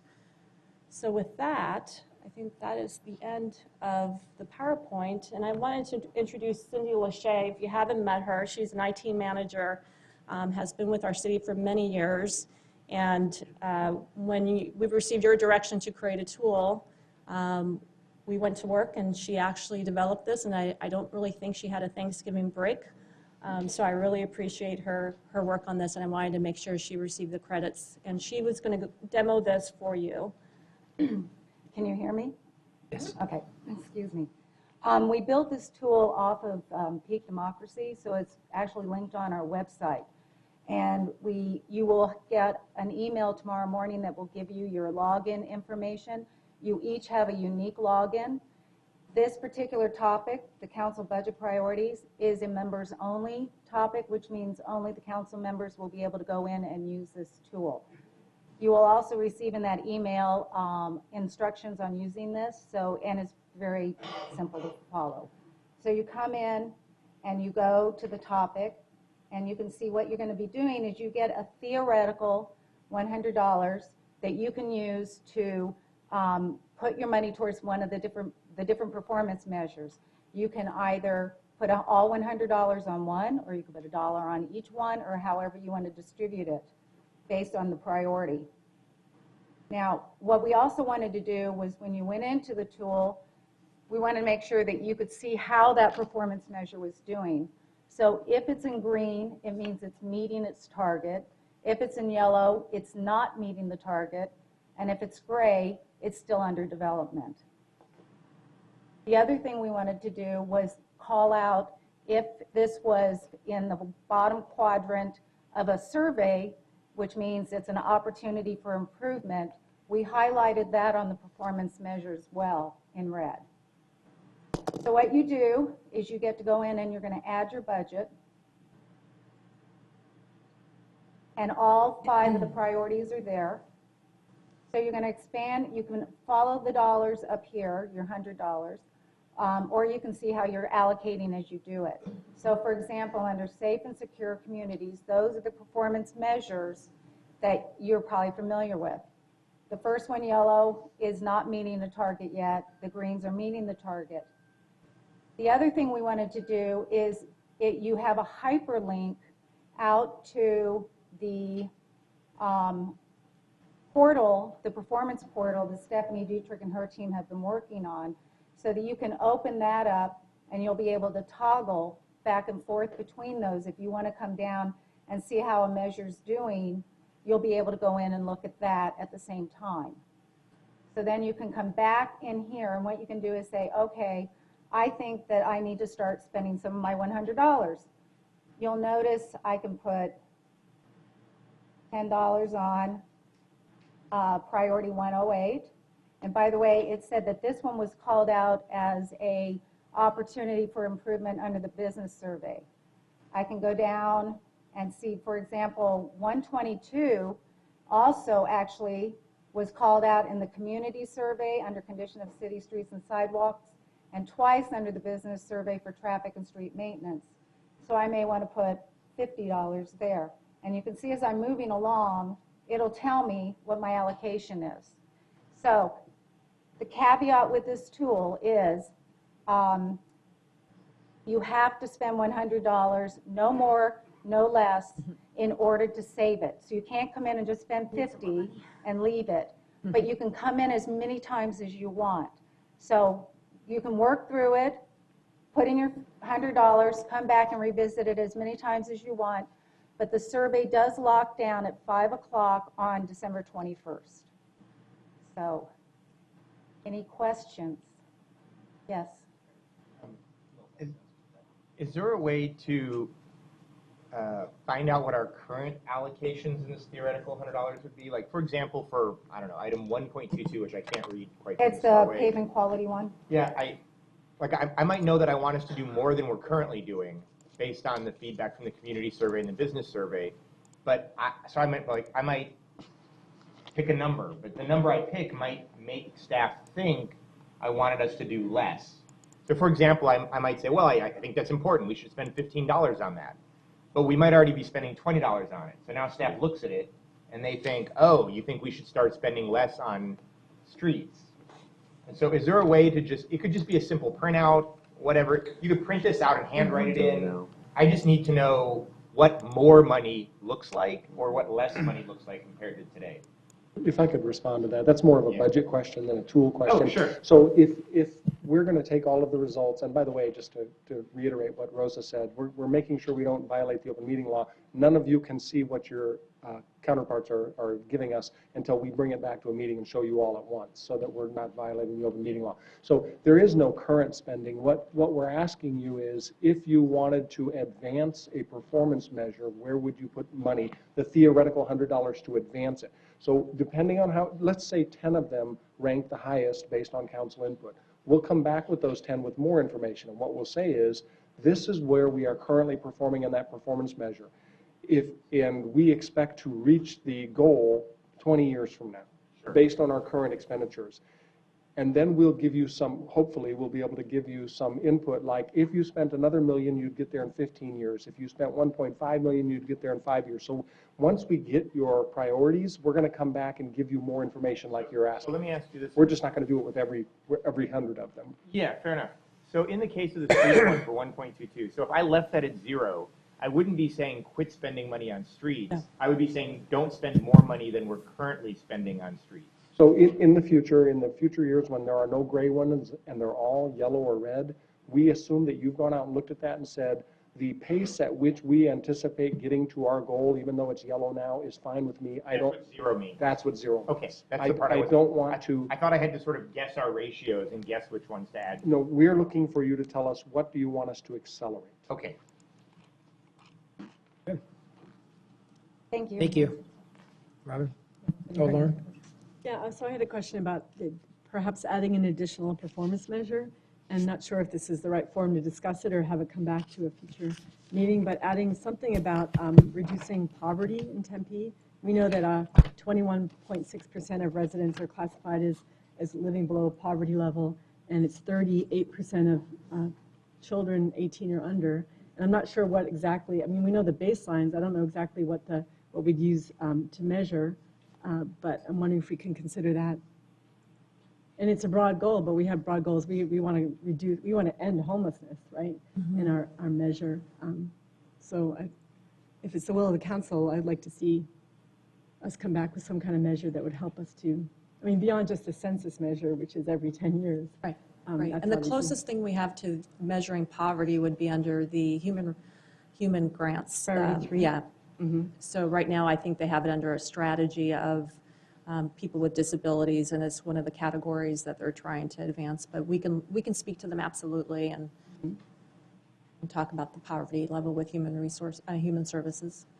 Because, I mean, we are way above the national average, so that's something to. Thank you, Mayor. You know, along those lines, one of the things that I noticed is that we have a performance measure about, creating so many jobs. And then there's a performance measure that we've all agreed to is the Achieve 65 AZ. Well, no, Achieve 65 Tempe AZ. Right. Because we like our own percentage higher than everybody else. But the one thing I saw that was missing was, and maybe it's in there, and maybe just take it back and do what you want with it, is workforce development. I really didn't see that a performance measure to really focus on workforce development. It's great if we're going to create all these jobs, but it would be really important, I think, to make sure our Tempe community is the future workforce. So, and I don't know how that works. How would you measure that? Well, I think you could measure it based on all, like when we talk about the Achieve 65, I mean, that's what I was thinking about too, right? And then making sure that we definitely have different types of programs and pathways so people are successful.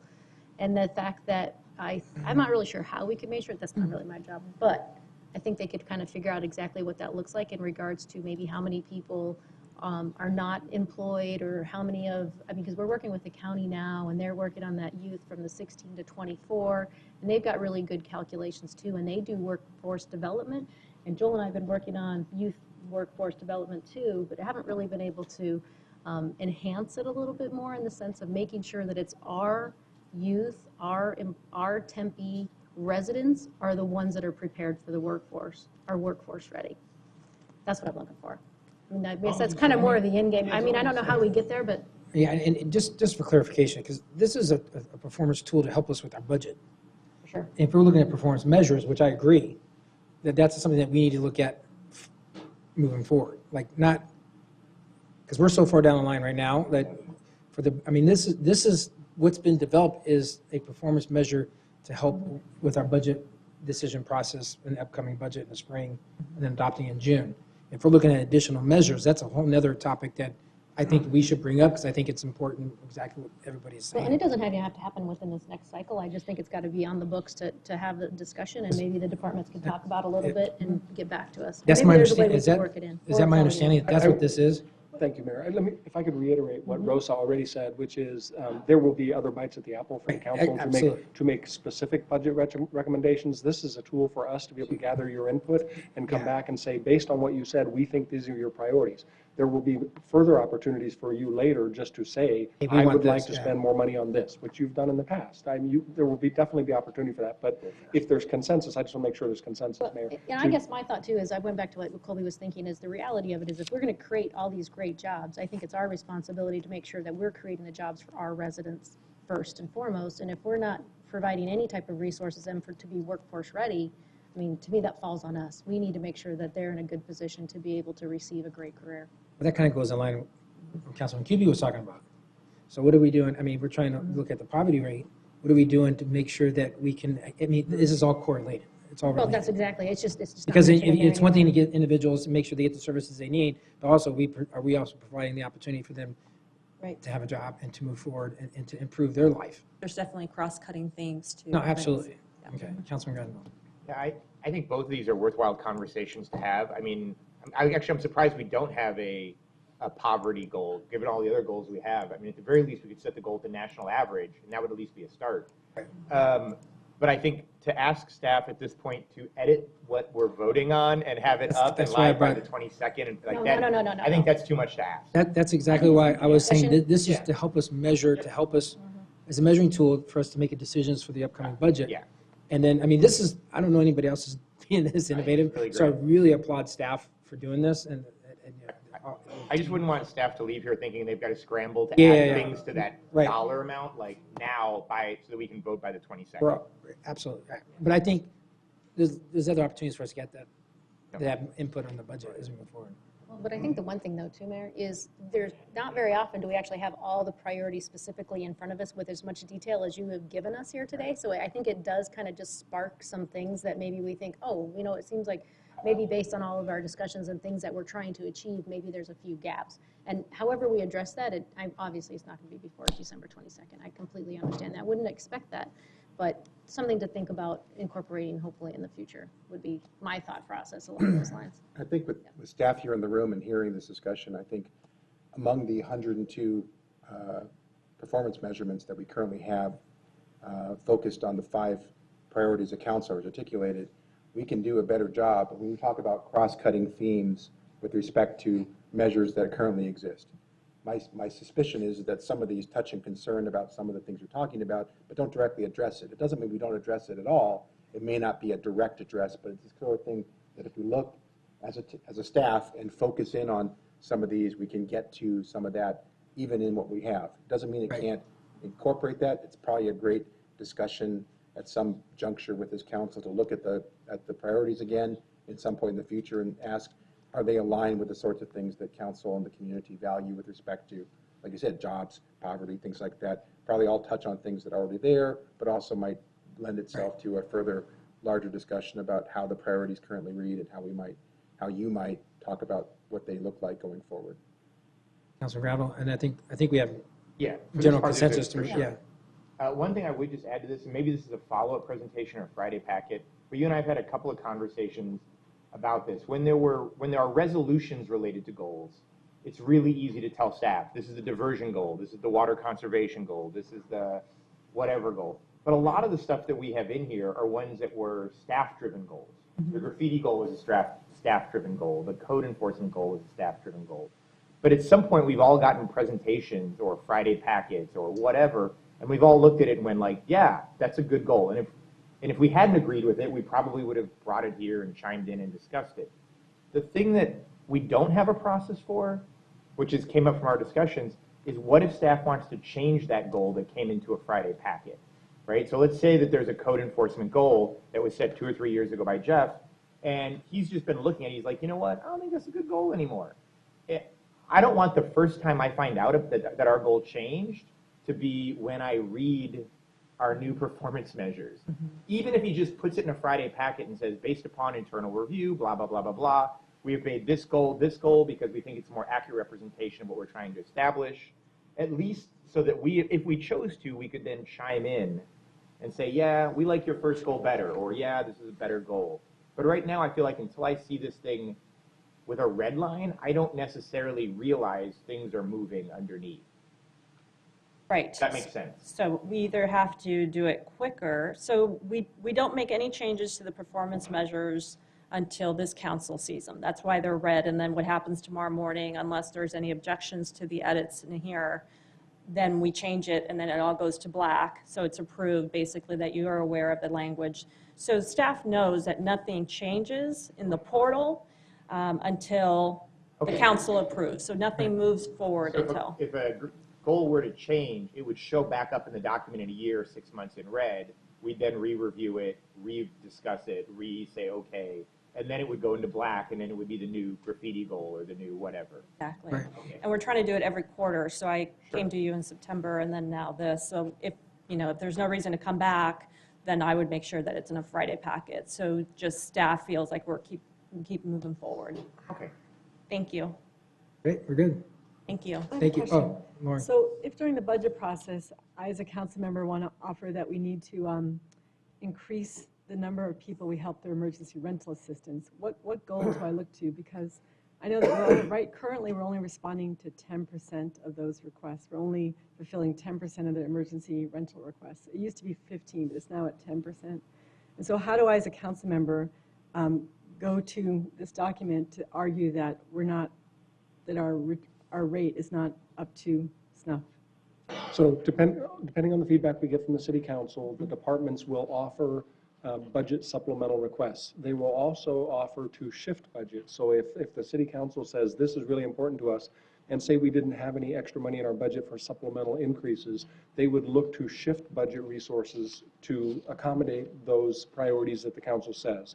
If there's something that's not reflected in one of the performance measures and you just feel like it hasn't been addressed, then you can bring that up during our budget meetings. We'll give you opportunity during those meetings to say, is there anything else that the city council wants to direct funding towards? And all of that goes to the city manager eventually to come back to you with the budget recommendation.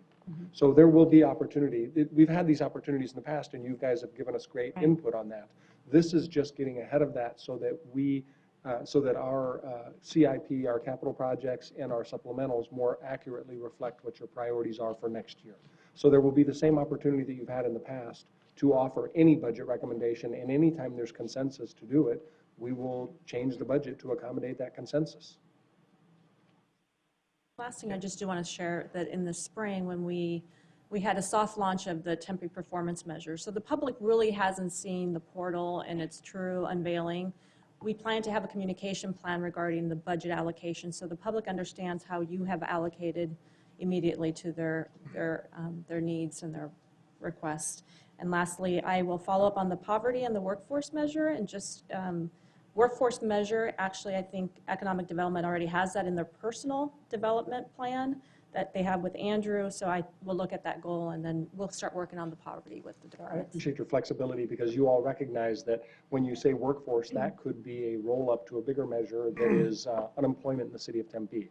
And well, how do you have a measure for unemployment and you say, well, how do you address that? Well, by workforce development, that's one way. And then there might be several other ways. So the staff might come back to you with some measure that incorporates that, like Andrew said, into a bigger measure. And if that doesn't satisfy your concern, then we wouldn't get it approved. Good. Thank you. Thank you. All right, next item is streetcar update. Mr. Iverson, Ms. Shelley. They don't care. Yeah, we're working on it. I'm gonna keep it car. Good evening, Mayor and Council. Shelley Seiler, Deputy Public Works Director. And with me tonight is Eric Iverson, our Transit Manager. We're here for update number 24, We're going to move through this pretty quickly, recognizing where we are in the evening and the number of agenda items you still have. So, Eric? Thank you, Shelley. So as Shelley mentioned, this is an update. We're not asking for any recommendations or action tonight, but we wanted, because the project is moving forward quickly at this point and we are moving into final design, we want to make sure that we are informing you of everything that's happening. So the items that we wanted to cover tonight is, the first one is our value engineering process. We shared this in October. We're going through our cost containment with the project, getting it back down as close to our budget as possible. We have rail on order, and that's coming in the first quarter of 2018, so that is also coming up. That's a big item that we're working with in the community. We want to share with you our proposed final design on the track alignment for Rio Salado Parkway, as well as an update on where we're at with the TPSS and our public art, shade, and history panels, and the next steps and where we're at with our community outreach and business assistance. So with the value engineering and cost containment, as you all know, we had after our 60% plans were completed, those cost estimates did come in a little bit or a lot high, and we have been going through a process for several months now we're a lot high. So we have been going through a process to get those costs down and get them right close to our $187 million. What's that? One rail. Just one Not rail. two, Well, single track on Rio Salado might help that, but. So there's a lot of factors that go into that. We are competing with bigger markets that are doing rail projects. There's a lot of growth in the industry, so that we are being pulled a little bit. Some of those labor forces are being pulled to do those projects. We also are working really closely with every detail on the project to make sure that we're using the best, most efficient materials, that we're working with the existing infrastructure that we have in Tempe and tying into that, maybe not rebuilding things. So those are all, or some of the ways in which we're reducing the cost. We're looking at work hours as well. So we have made a lot of progress on that. We continue to work on that as we go into final design. We do not have a final dollar amount estimate for the project. We're working closely with FTA, with our contractor, and with Valley Metro to get to that point. When we have it, of course, we will bring it to you to share. And then we do have an item up here labeled the FTA timeline. We are working closely with FTA to make sure that they're aware of where we're at in the process. They are giving us a little bit of time to reach a conclusion on our final design as well as the budget for the project. So rail storage, as I mentioned, we do have rail on order for the project. This is similar to the cars. It's a long lead item. We had locked into a price for rail, so we have ordered that. We have worked with FTA to make sure that we are allowed to do that. There are 4 locations we're looking to propose storage of that rail once it arrives in the first quarter. Really, we're looking at February for arrival of that rail, and those are located on the map in the circles. Excuse me. So those 4 circles, yeah. I was going to say, well, you're probably going to get there, but what does that rail storage look like? Temporary? Yes, I was going to get to it. So these are the 4 locations we're listing here. They're on the major streets of the project. He's drinking water. I want it now. Yeah, they're on the major streets of the project corridor, and they are adjacent to the sidewalk or adjacent to travel lane. So they are not occupying a travel lane. They are in 2 locations. We have 2 driveways that we're looking to possibly close by Tempe Center. We're in coordination with ASU for that. And then there's 1 bike lane that we would be looking to temporarily close on Rio Salado Parkway. And that's the location at Ash and Rio. So they are not occupying travel lanes. They are not requiring detours, but they are adjacent to the roadway, and they are just stacked long sections of rail that will be there waiting for us to place it in the track in the roadway. Over a year? They will be placed there as long as it takes for us to get it. It varies on where we're at in construction of the project, but they will be, as soon as they're placed in the roadway, then they will obviously be in the roadway and not stored. But so they could be up to the end of December 2019. Councilman Granville? I have a lot of faith in our residents, but what if someone from another city came in? What is the likelihood of those rails being there in a year? I mean, are they ton railage? I mean, I have no idea what we're talking about here. Like, I know the metal gets taken out of our light poles for recycling. No, we don't. These are not pieces. They have to be trained in. They're brought in on freight trains and they're trucked over the site. So they're pretty heavy. Like they're going to be difficult to lift up and carry away. Yeah. Okay. Take one home for decoration? No, I'm just saying, if one of them shows up at Joe's Recycling, 50 people just. The reason they actually need to be stored in the right-of-way nobody asked questions. is because they're so long, and in order to actually install them, they need to be in the roadway. Yeah, and so those 4 locations are identified on the map. We're working with our stakeholders. There is going to be a timeline where we have to bring those rails off of the piles that they're stored in and weld them together to get them ready for placement of track. That timeline we're working on right now. We're looking at spring to do that. That will take up to a month, or we're looking at 1 to 3 weeks. So that's when we would have some traffic restrictions. That's when we would have some detours that would happen. And again, we don't have the exact dates on that. We're looking at a March timeline. We would be working with our, obviously with traffic, and then with the adjacent property owners and major events to make sure that we're not disrupting those elements. So Rio Salado Parkway, there has been a lot of discussion, as you all know, over the years on our track alignment and the design for Rio Salado Parkway. We have been working with a lot of constraints out here. This is probably the most constraints of any of the corridor for the whole project. We have the butte on the south that we have been very sensitive to protect and have been given that direction from the tribal community as well. We have an underground 230 kV line. We have an underground regional water line on the north side of the road. So there's a lot of constraints there. And then probably first and foremost of what the council has heard is minimizing the traffic disruption. So we have arrived at a solution that we think, 1, saves us money, 2, avoids the interface or the relocation required and the cost that would be required of relocating that 230 APS underground power line, avoids the water line on the north side of the street, and then preserves, most importantly, preserves the 2 lanes eastbound and the 2 lanes westbound travel lanes unencumbered by streetcar. So this design is actually a single track design for the trackway between the 2 gold bars here, or between the 2 stops on Rio Salado Parkway. So between Marina Heights and Hayden Ferry Lake, so we would be looking to have a single track, not dual track, but a single track. We would still be maintaining our 12-minute headways, or the times for every stop to be reached by the train. We feel like we can do that operationally. And then, of course, it does preserve the option for future growth on Rio Salado if we extend further east, or if we determine that we want to add a second track. Sounds good. Okay. There's also one short section of span wire that could be happening that is proposed on Rio. Yep. Can we talk about that, just go back to that church for a little bit? I mean, I guess, I'm not saying it's a good idea or a bad idea, but what happens actually then east of that? I mean, what's that going to do to traffic? Because, I mean, I think what we're hearing, the traffic is really basically all the way to the main road. Correct. I mean, all the way to Rural. So how is that going to impact? And why not do it the whole way to Rural? I mean, to the end. Well, we feel like operationally we need to, at the end of the line, we need to have space for trains to turn around. We also would have a storage train there. How far is that end from that? From the end of the bar, you're looking at a couple hundred feet, really, of the double track there. Yeah. And we would still, again, be maintaining the traffic lanes that are present today. I think that's a good, I really do think it's a really good idea. I think it's, I mean, because honestly, that's not even fully occupied with employees yet. Correct. And I think some of the input that we've been getting has been very concerning. So I appreciate that. And I think we need to do what we can. And if that's helpful, does that reduce the cost too? It does reduce the cost, yeah.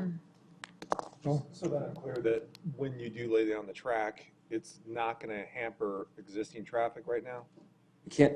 Okay. We can't guarantee that, but the track will be placed in the middle of the road where we have the medians today. And that's why there may be impacts during construction depending upon how far out we have to, work, and we may have to have a lane closed in order to lay track. Construction. But we haven't. And all I would have staff consider is time of day. You might have to close that lane. Obviously, the busier peak hours is going to cause tremendous frustration if they have to maneuver and stuff, if the ability is there. Okay, thank you.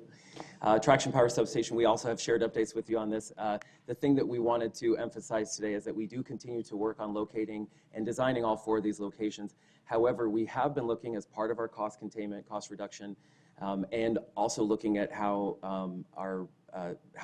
Detroit is performing with their battery-operated cars, and we're doing the analysis on the capabilities of the batteries with the trains. We're working with our manufacturer, working with our consultant, our propulsion consultant, as well as operations at Valley Metro, the possibility of eliminating one of the TPSS locations. We are analyzing that. That is a possibility. We want to share that with you. Partly because we know that there's a lot of pressure from the community to understand exactly where these 4 locations are for the TPSS, and particularly the one that's located adjacent to Burchett Park. That one would be the one that we would be looking at eliminating if we are successful in reducing the needs for the traction power substations. When will you know that? What do you think? We were hoping by tonight, but we're expecting the next couple of weeks. So the stops, the art, the history panels in the shade, this has also been an item of interest to the community as well as the council. We talked about this a little bit last time. We wanted to bring back and mention to you that we are going to be advancing the history panels that will be all 14 stations that we did with the Light Rail project. Those will be at all 14 stations. We will be advancing that process with the community coming up in 2018. So that will be happening. We'll be working really closely with Tempe History Museum as well as our Historic Preservation Commission. And then, of course, the art will be moving forward. And then shade, we wanted to mention there will be a minimum of 1 tree at every stop, and then we will have a net gain, by our estimation, of trees along the corridor after the project is completed. And just on the art piece and the history and stuff like that, I know that we have the opportunity, especially around the downtown area, I mentioned it before, with families like Lee, and then also the fact that we have our first Hispanic council member with Gilbert Montanez. These people that I hope can be incorporated in some of these art projects, because I think it's meaningful to the community, meaningful to the area, and then also it's part of our history for sure. Thank you. And then finally, we, as far as our community outreach and business assistance, this is really ramping up. We have been hosting every 2 weeks what we call Streetcar Sync, and this is an opportunity for anyone to come in and meet with our contractor at a business. It's along the alignment. So the last one was held at Pedal House last week, and we will be continuing to have those. The picture here is at the Graduate Hotel. Those will be happening. That's just an easy way to talk about the project with staff as well as the contractor. We will be forming, as you all know, the Community Advisory Board that will be made up of major property owners and stakeholders for the duration of the construction of the project, and they will be advising on and providing financial incentive guidelines for the contractors. So that committee is appointed by the mayor, and that list and that process is going through now, and we expect to have that board formed by the start of construction in 2018. We have the Shop On campaign, which is really a marketing campaign to promote the businesses along the alignment. So it includes direct mailers to residents, promotionals for different businesses. And then we are providing, as you all know, the one-page construction updates that come to in your Friday packet, and those are also available to the public. And then we do have dedicated staff. Most of you know the Tempe staff that are dedicated. We also have Marianne Miller, who you have the former president of the Tempe Chamber, who's also on the project, helping us with our project outreach. These are our next steps. I won't go through all these, but we will be back to you on March 1st for a project update, if not sooner. We will be going through our final design, going into our 90% plans and 100% plans into the first and second quarters of 2018. We continue to do some of the utility relocation work and our real estate acquisition we need for the project. And we anticipate having in the fall, we're looking at like an October timeline for signing of our grant agreement with the federal government for the $75 million grant. Councilman Granville. This is a really easy question. It's a softball. But just given that we just passed our tree goal by 2040, would you just check in with the tree people and ask them this question? Are you going to want to put any trees here by 2040? And if the answer is yes, you might as well put them when you're digging out concrete now. But there's no reason to dig up a single scrap of anything we're about to dig up if we think we're going to need it again by 2040. Thank you. Councilman Spira. Just, are you all done with everything? Yes, that's the last slide. Thank you.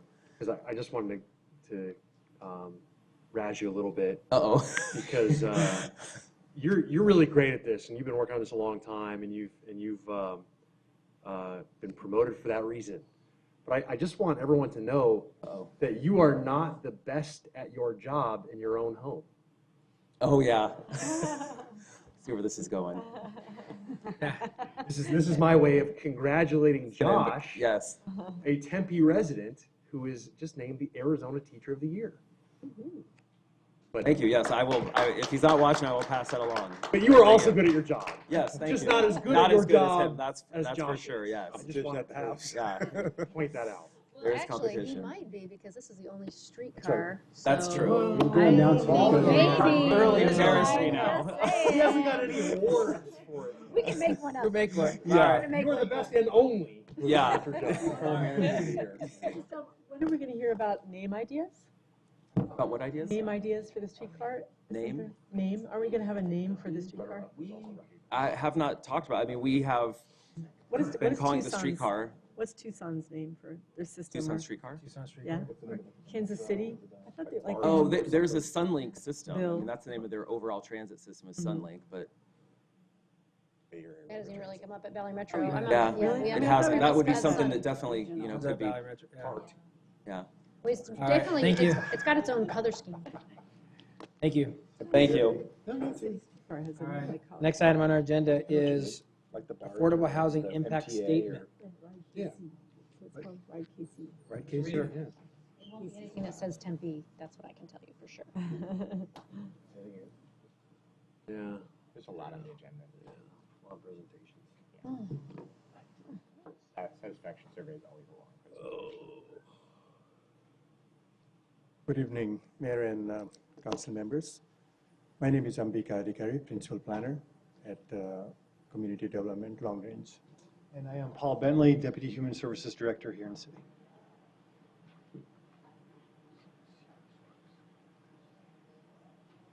Okay, so today we're giving you an update on the Affordable Housing Impact Statement. We've been asked to come and provide an update. The staff this particular presentation is very brief, just introductory on what Affordable Housing Impact Statement is. And this is basically an instrument that measures the impact on the supply of housing by any project or the policy or zoning ordinances or any legislation that the city does. And the Tempe Urban Core Master Plan, we have a consultant right now.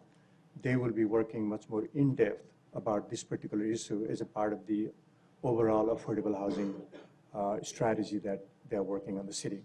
And typically, any city that has explored the opportunity with this affordable housing impact statement does it as a part of the wider affordable housing strategies and programs and plans. So it's just one component. It's just an instrument that looks at just the changes that happen as a result of any project or any policy that the city adopts. So typically, whenever you do an affordable housing impact statement, the information that is included in that particular impact statement is either a gain or loss in the subsidized and affordable housing. And we have a particular definition of the affordable housing here. It can include the subsidized, it can include workforce, and depending on how we define the affordable housing, it can go up to the market rate housing too. And in some instances, typically the affordable housing impact statement looks into the supply, but there are some instances when you do a particular project that might have an impact in increasing or decreasing a demand for affordable housing. That is also oftentimes calculated as a part of the impact. Question. Councilman Cuban. So I can understand how affordable housing in our definition would include workforce housing, but I'm having a hard time with the market rate housing being defined as affordable. That is a very interesting but complex question. That is definitely not, but within the market rate, there's also sometimes a question of how much of the market rate housing is affordable to a group of people depending on the population. And we do have a separate study on that one, but the affordable housing impact statement definitely is only for the affordable housing component that is subsidized between usually 30%, 50%, or 80% of the average median income of the area.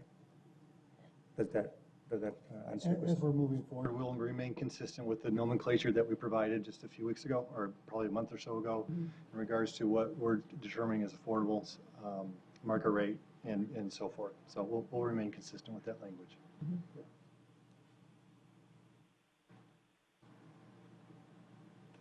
Okay, so for the next item, I'm going to ask Paul to talk about it, the next bullet. Oh, absolutely. So when we're speaking about the affordable housing impact statements, and Beacon briefly talked about two mechanisms that are typically shown in agencies that are using these types of statements. Those are either policy-based or project-based. And in that information, we have seen many of these entities focusing mostly on policy-based implications, meaning that, and I'll be reading the slide, that project-based programs review the impacts of proposed development projects, and applicant provides the affordable housing impact data. Policy-based programs review the impacts of proposed jurisdictional policies and legislation. And so within the policy-based focus, any form of change with policy, there would be a requirement for a study to be done to see whether or not that impacts affordable housing with increase of units or decrease of units, is how that would be focused. The project-based would be looking specific project to project in regards to, as a project is moving forward, how would that project itself impact affordable housing based on number of units increase or decrease. So that is what's been seen across some of the examples that we're going to show you in just a few moments. But in addition to that, in addition to both those approaches, the affordable housing impact statement can be used in support of a newly established affirmatively furthering fair housing federal legal requirement. This requirement was enacted this year with the expectation that agencies be compliant in October of 2019, and we are working towards being compliant through the Home Consortium. Specifically, what that means is that housing authorities and entitlement communities, which is what we are, must provide discernible and quantifiable steps toward fair housing. These steps include the development of fair housing, ensuring accessibility to transportation, education, jobs, and economic development. This impact statement process could be used as a mechanism to help us measure our progress towards meeting those expectations. So in addition to the two components of project-based and policy-based approaches, this also would help us in the measurement and our progress towards meeting the affirmatively furthering fair housing legal requirement. Okay, great. So on the project-based and policy-based, typically they look at the 20 to 30 year horizon on what is going to be the impact of any program or policies within the 30-year horizon.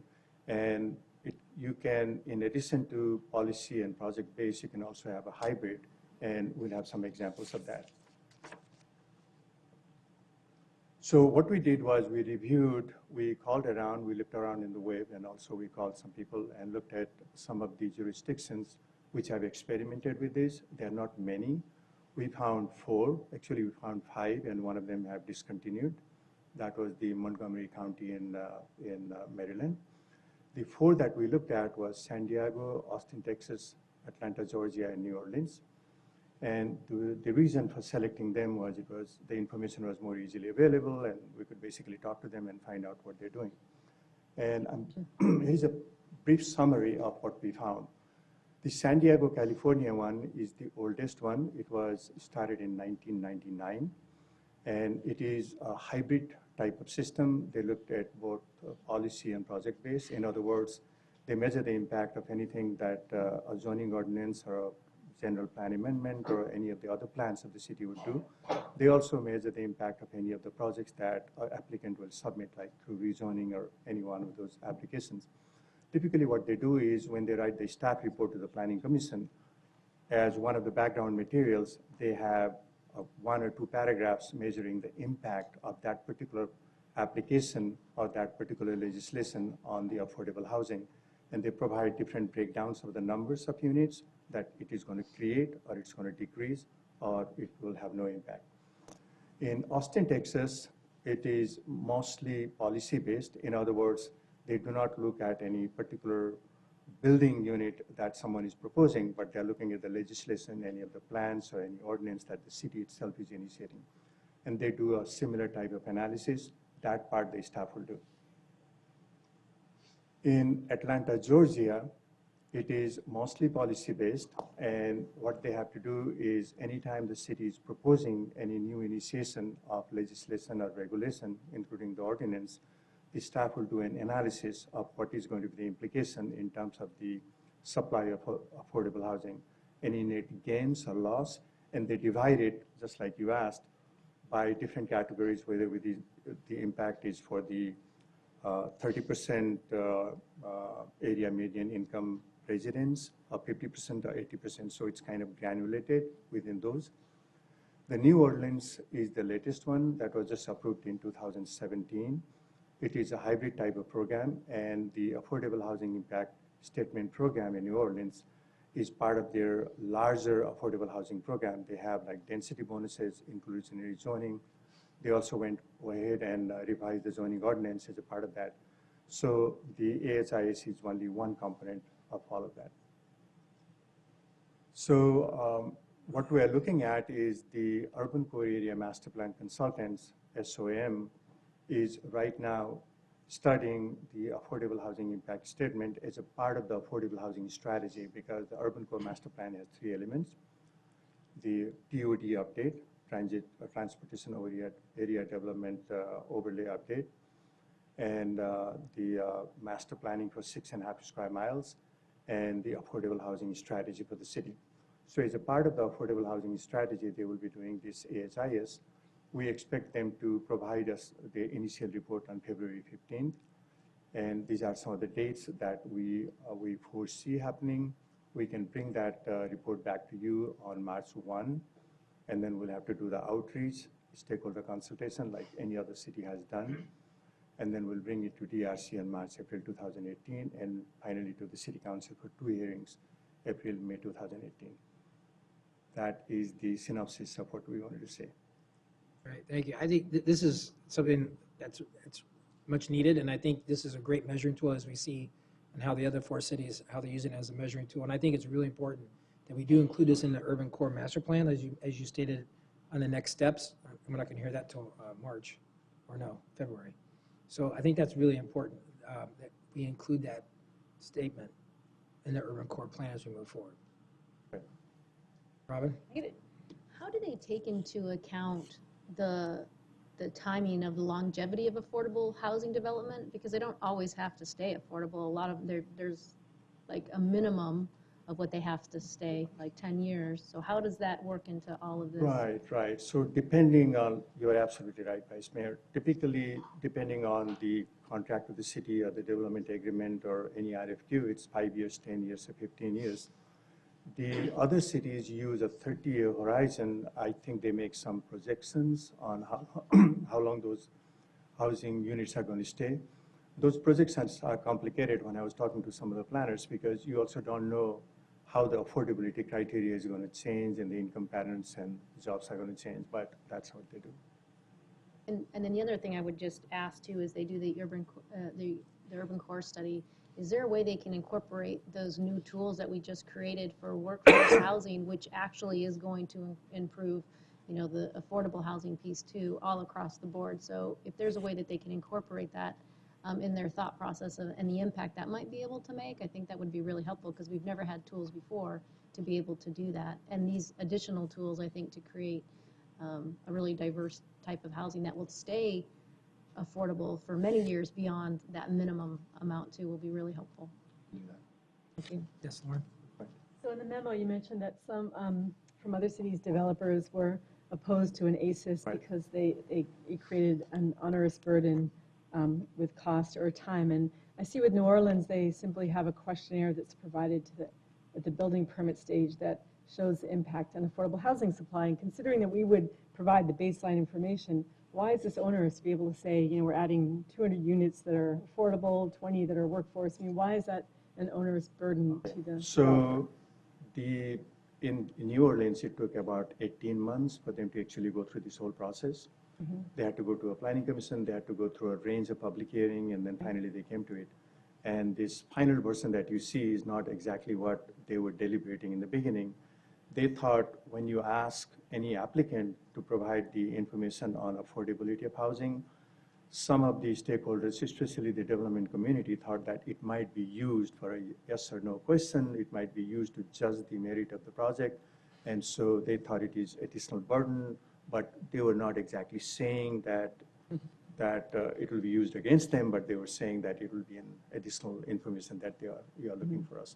But there are also advocates, the people who are looking for the affordable housing advocacy. They said they like this idea. So it went through a very long process and took about 18 months, but that was the reason. Thanks. Well, and thanks for providing such a thorough update and sort of speeding this process along. And I look forward to a recommendation in the spring. Thanks. To clarify one thing, Mr. Mayor, in regards to the timeline, I just want to make sure that we're clear that the intention is for SOM to come back with a recommendation. Right. Correct? Absolutely. No, yeah. Okay, I just want to make sure we're clear on that. Interchange the bullets. Thank you, Mayor. Yeah, and that's particularly because the legislative environment in Arizona is not the same as in San Diego, California, and so on. Their affordable housing program is very, very large and complex. Well, again, this doesn't, sorry, this doesn't create affordable housing. We all wish it would, but this is just a tool to measure. Tool to measure. This is fantastic. This really fits along with the strategic priorities that we have. So, thank you. Okay, thank you. All right, we're gonna, if it's okay, we're gonna take a 5-10 minute recess, and we'll come right back.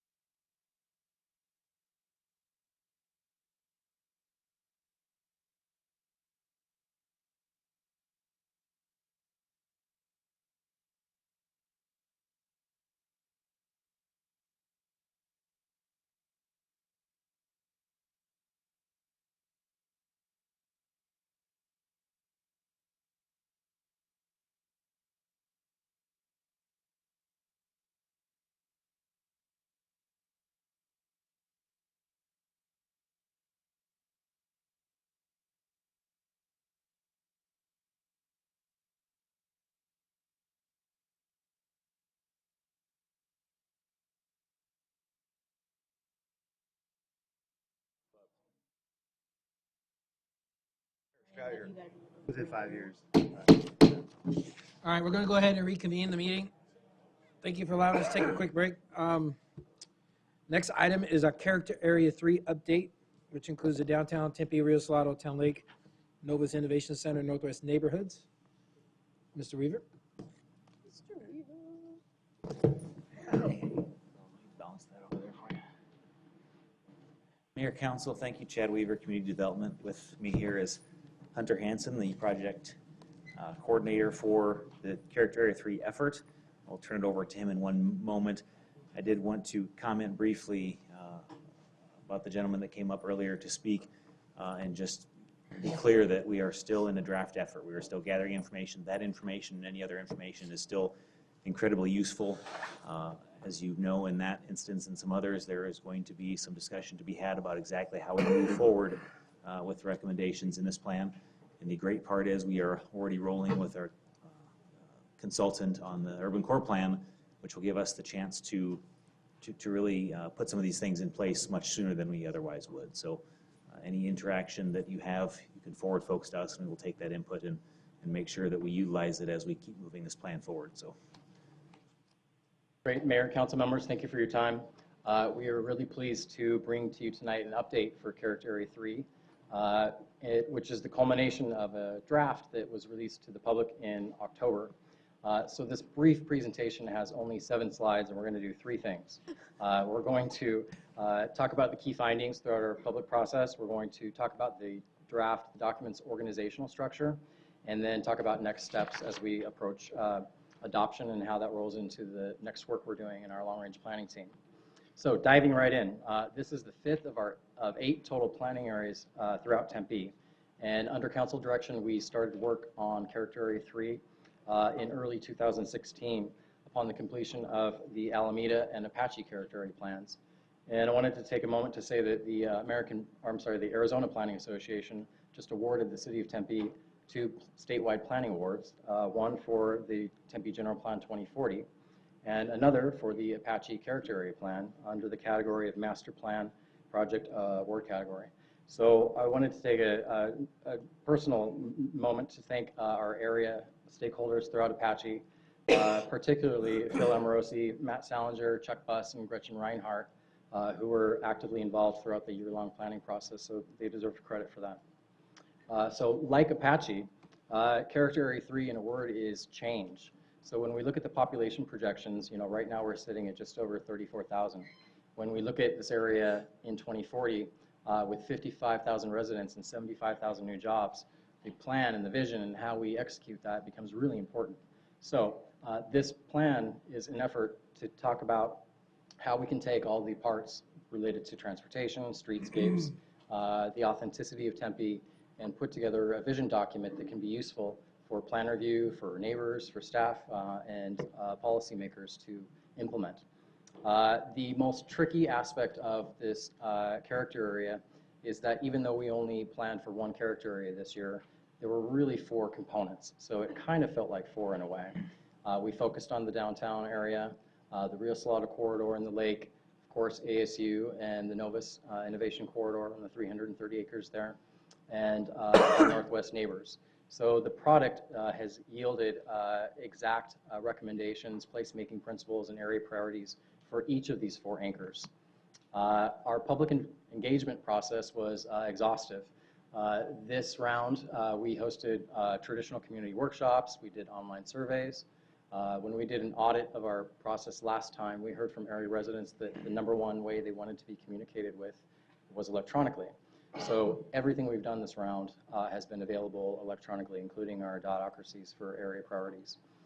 We hosted 6 meetups in locally owned restaurants and coffee shops, and had a record number of contributions this year. We had over 4,000 individual data points we collected, which set a record for all of our outreach. We're really proud of. And this, of course, advances the goals and objectives in General Plan 2040, as well as the Council's strategic priorities.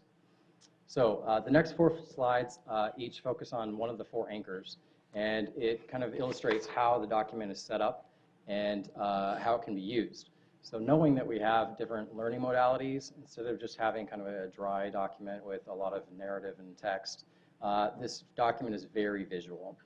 We have annotated maps, we have detailed bulb outs illustrating critical design components. We have tons of photos. So instead of just saying shade is important, we know shade's important.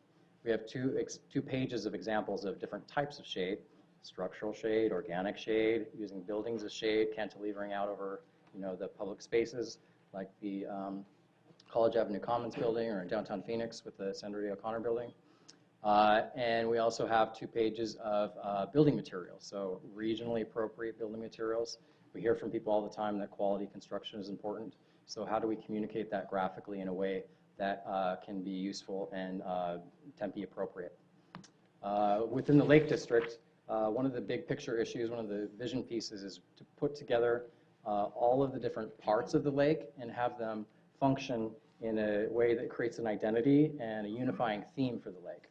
So in addition to having a north and south bank linear path, one of the ways we can do that is, of course, through the role of art and light. So through our visioning process, one of the recommendations that was floated was to enhance what we already have on the lake. For example, the light rail bridge is lit. We have components of the TCA that are lit and part of Marina Heights. So taking that to the next level, what would that look like if we lit our local landmarks, the Rural Bridge, the Mill Avenue bridges? You can envision maybe a 3D projection on the flour mill. We could host an annual exhibition for artists that use light as a medium. And maybe that culminated with a fireworks show or a boat parade on the lake. So we can think about utilizing the open spaces throughout the Lake District to create a cohesive message as a destination, a world-class waterfront destination. And art is just one of the ways we could accomplish that. Within the ASU anchor, of course, there are clear jurisdictional delineations between town and gown, but there are a lot of opportunities for collaboration. And when we think about the role that ASU has played advancing sustainability, we can really kind of hone in on that and take that to the next level. So instead of just talking about sustainability, we can talk about how the role of buildings that are sustainably designed impact the urban heat island, which affects human health, which affects the ground floor, which affects economic development, and really advances the goal of Tempe as a 20-minute city with multimodal options focused on the biggest user group of both faculty, staff, and students at ASU.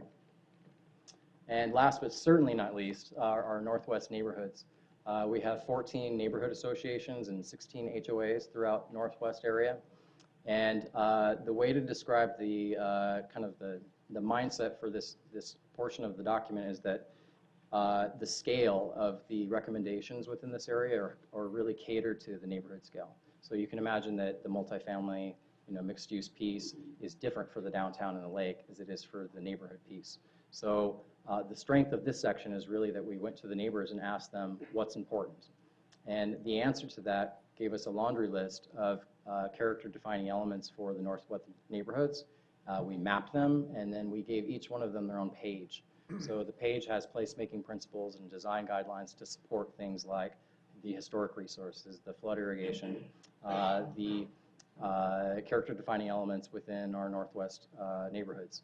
So the strength really speaks to the fact that we asked people what's important, and the document, the organizational structure, the table of contents, the neighborhood section itself is a one-to-one correlation of that.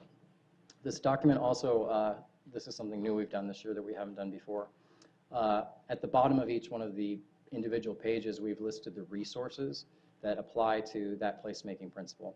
So we can support all of the work that's come before us in the form of, say, the Arts and Culture Master Plan, the Transportation Master Plan, the General Plan, the Council's strategic initiatives. So it gives the document more weight and support so we can talk about the things that matter most and how they relate to one another. So next steps. The draft was published online in late October and has been open since then. We've extended the deadline another week. We've also been visiting various boards and commissions, including the Neighborhood Advisory Commission, the Historic Preservation Commission, the DRC, and this week we hosted 2 public open houses to present the draft. So I wanted to thank Councilmember Cooey and Granville for their participation this week. We had over 50 attendees on Tuesday, which is a good turnout. And then we will take all of the content feedback we've received to date in the form of online comment forms, public workshops, boards and commissions, and prepare a final draft. And then that will go through the formal review process in the form of a council resolution, similar to how we worked for Apache and Alameda in early 2018. So last slide. The document is available online at tempe.gov/3. And this map shows the 8 individual character areas, 5 of which we've already planned for. There are 3 remaining that have not been planned for, including Papago North Tempe, and then the entire western boundary of Tempe, which goes from the Diablo Double Butte area all the way down to the Chandler border. So we are in the process of tracking all of the different city projects that relate to these areas of Tempe. And we came up with a pretty extensive list of everything that's happening in West Tempe. Those include transportation projects, roundabouts, railroad spur, Alameda Drive streetscape, 2 pedestrian bridges over the I-10, the ADOT pit project, as well as our parks rehab, including Peterson and Svab Park, Western Extension Canal for the multi-use path, and then 2 planning efforts with the Double Butte Management Plan and the Diablo Stadium Complex Plan. So in a nutshell, there's a lot happening in West Tempe. We will also be focusing on work for the Urban Core Master Plan. By way of comparison, the Apache plan was about, the content portion of it was about 15 pages. This plan is over 100. And in the appendix, we will have organized every public comment we've received to date and grouped that kind of thematically. So when people talk about shade or economic development, it's grouped in different sections. And then we've handed that data over to our consultants for the master plan, the Urban Core Master Plan. So they have brand new, relevant, current information that they can take the work we've done and build on that for next planning steps. Councilman Navarro. Thank you, Mayor. First off, just great job. Obviously from when this thing kicked off to where we are now, the neighborhood interests, obviously, and those each character really has a statement, and ever since I was on council, I was like, this is like the goal, you know, to have these character areas and identities and resources, retail, and the type of vibrancy around the streets, the type of right-of-ways, the types of trees in each area, representing that unique, you know, those boundaries, those neighborhoods, and this is outstanding. But one of the things that's really great is the fact of how many people contribute, especially to this character neighborhood. Obviously, this one's more intense, probably a little bit more complicated because how unique the downtown has to blend in with neighborhoods, parks, lakes, what we do here, the events, how things are developing as is. But the input from the neighbors is the big value. And developing a plan that, you know, obviously that we can look at, developers can look at, to say, okay, yep, we're on the right direction, we're fitting in the right, you know, areas, and how, you know, our residents perceive what our character areas are. So that's kudos to you guys.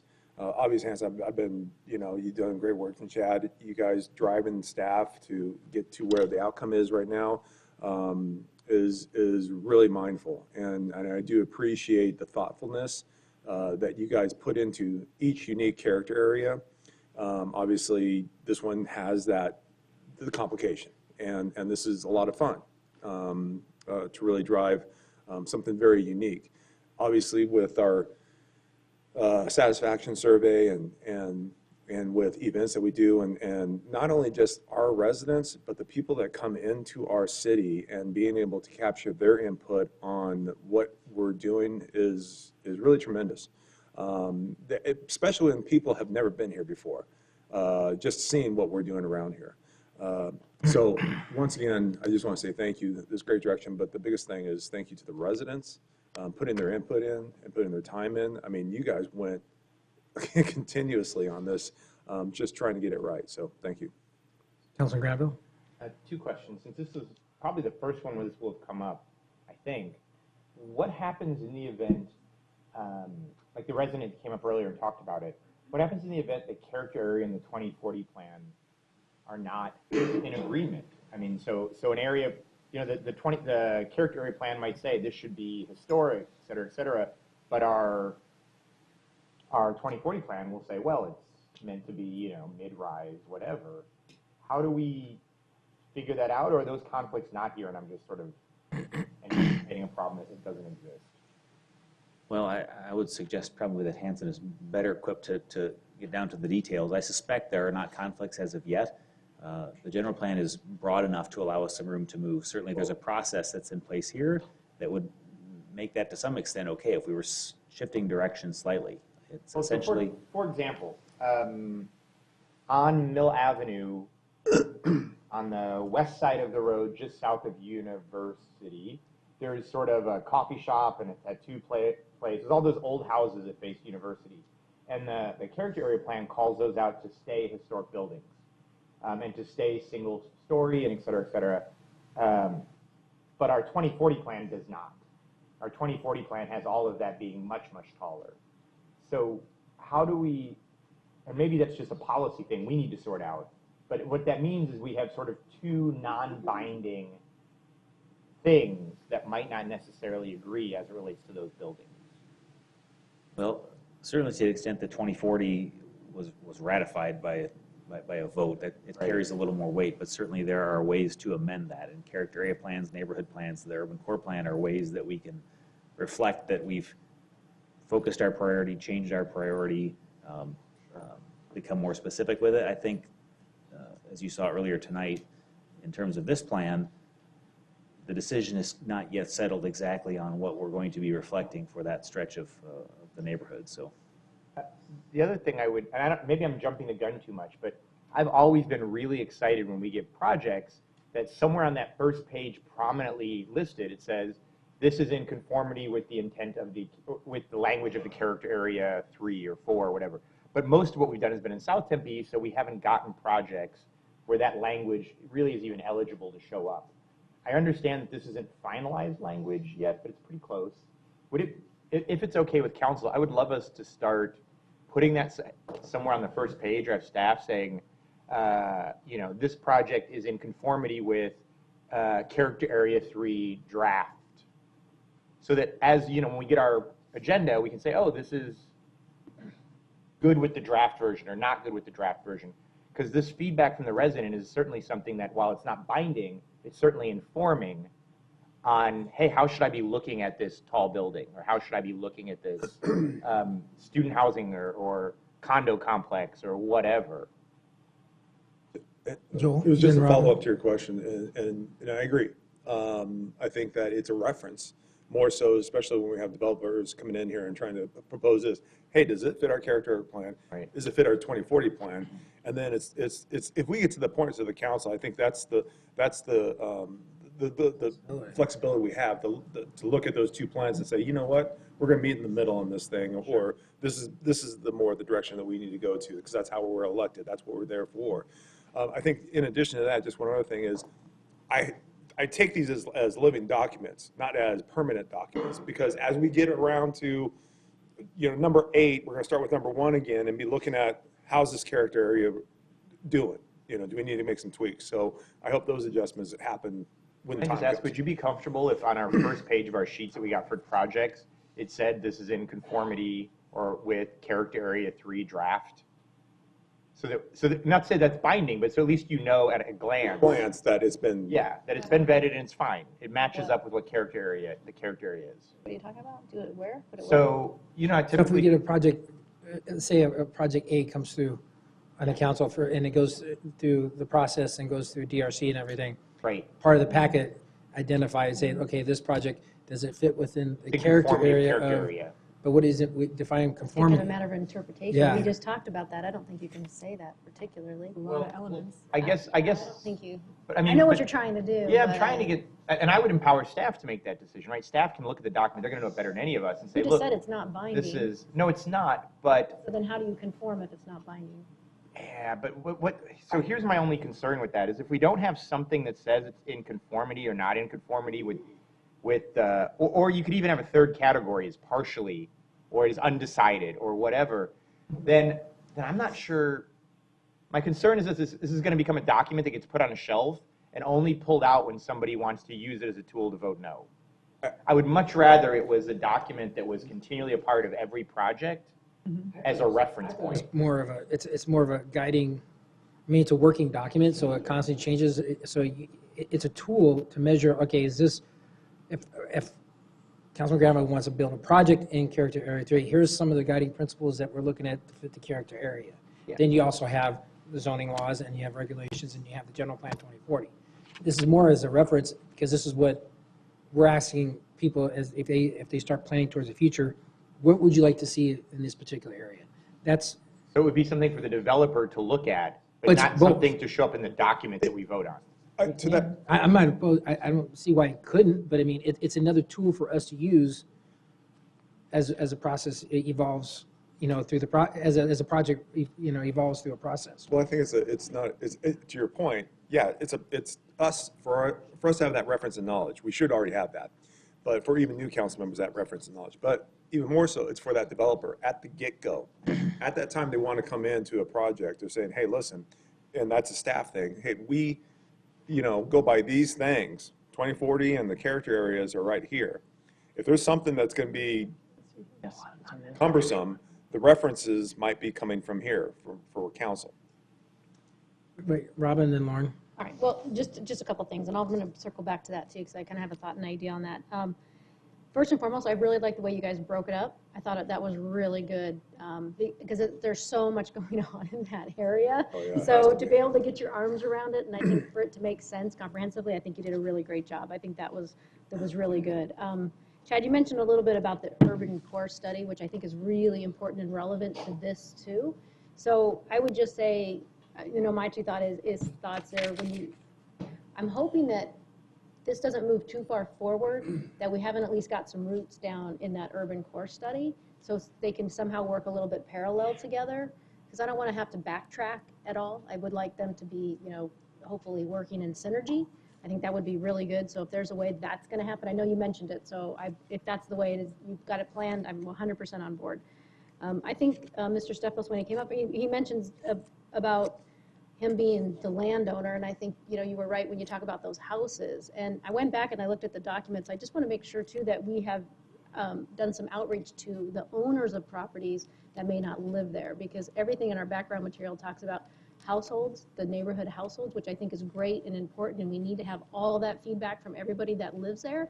I just want to make sure too that we're getting the feedback from the owners if they don't live there. Like I know that gentleman that spoke doesn't live in that house, and especially those ones that were mentioned right along Mill. Make sure that those owners understand and know where we are. 'Cause I don't want to go backwards. I want to continue to go forward. So I think that would be really good. And I think when it comes to development, we want it to be a complementary document. Absolutely, I totally agree with that. I don't want it to be constricting, I think, to the owner either, though, for development. I mean, it should be a complementary document where they feel that they've embraced it also, too. And so one of the things I wanted to bring up really quick is I don't disagree about incorporating the character areas in all developments moving forward. I'm just not sure I'm ready to go right there yet. And I actually we have the mayor and I have a working group that we've put together, and one of the things is to talk a little bit more about the character areas, because I do believe that there is definitely a lot of value to them, and we need to make sure that our developers are looking at them, whether it's a new development, whether it's somebody that's growing or retaining or moving, whatever it may be. We want to make sure that they're embracing that character within that neighborhood. So I'm willing to give it a stab if you guys would move forward with that working group to try to figure out a way to incorporate character areas instead of just trying to do it right here on the fly. Kind of think about it and maybe get a recommendation back from staff, because I do think there's a lot of value in that. So if you guys have some thoughts or ideas, I definitely would like to hear them. I think that'd be great. Because I do agree with Joel. I think it is something that the developers need to really make sure that they're taking their time to really understand that area and what the intent is and what the vision is. Any of the areas. Any of the areas. Yeah, not just this area, but all the character areas. I want to take a conversation back to Councilmember Granville's suggestion, because I think it's a really good one, and we can make a lot of, statements about, why we shouldn't try it, or we should have all this in our head, and we can come to these decisions and decide on our own. But I think we need to use this as a tool, and it's almost like the AHIS thing, where we can kind of use it as a way to kind of be a touchstone to that neighborhood. And we're also going to hear from neighbors and residents when there's a project before us.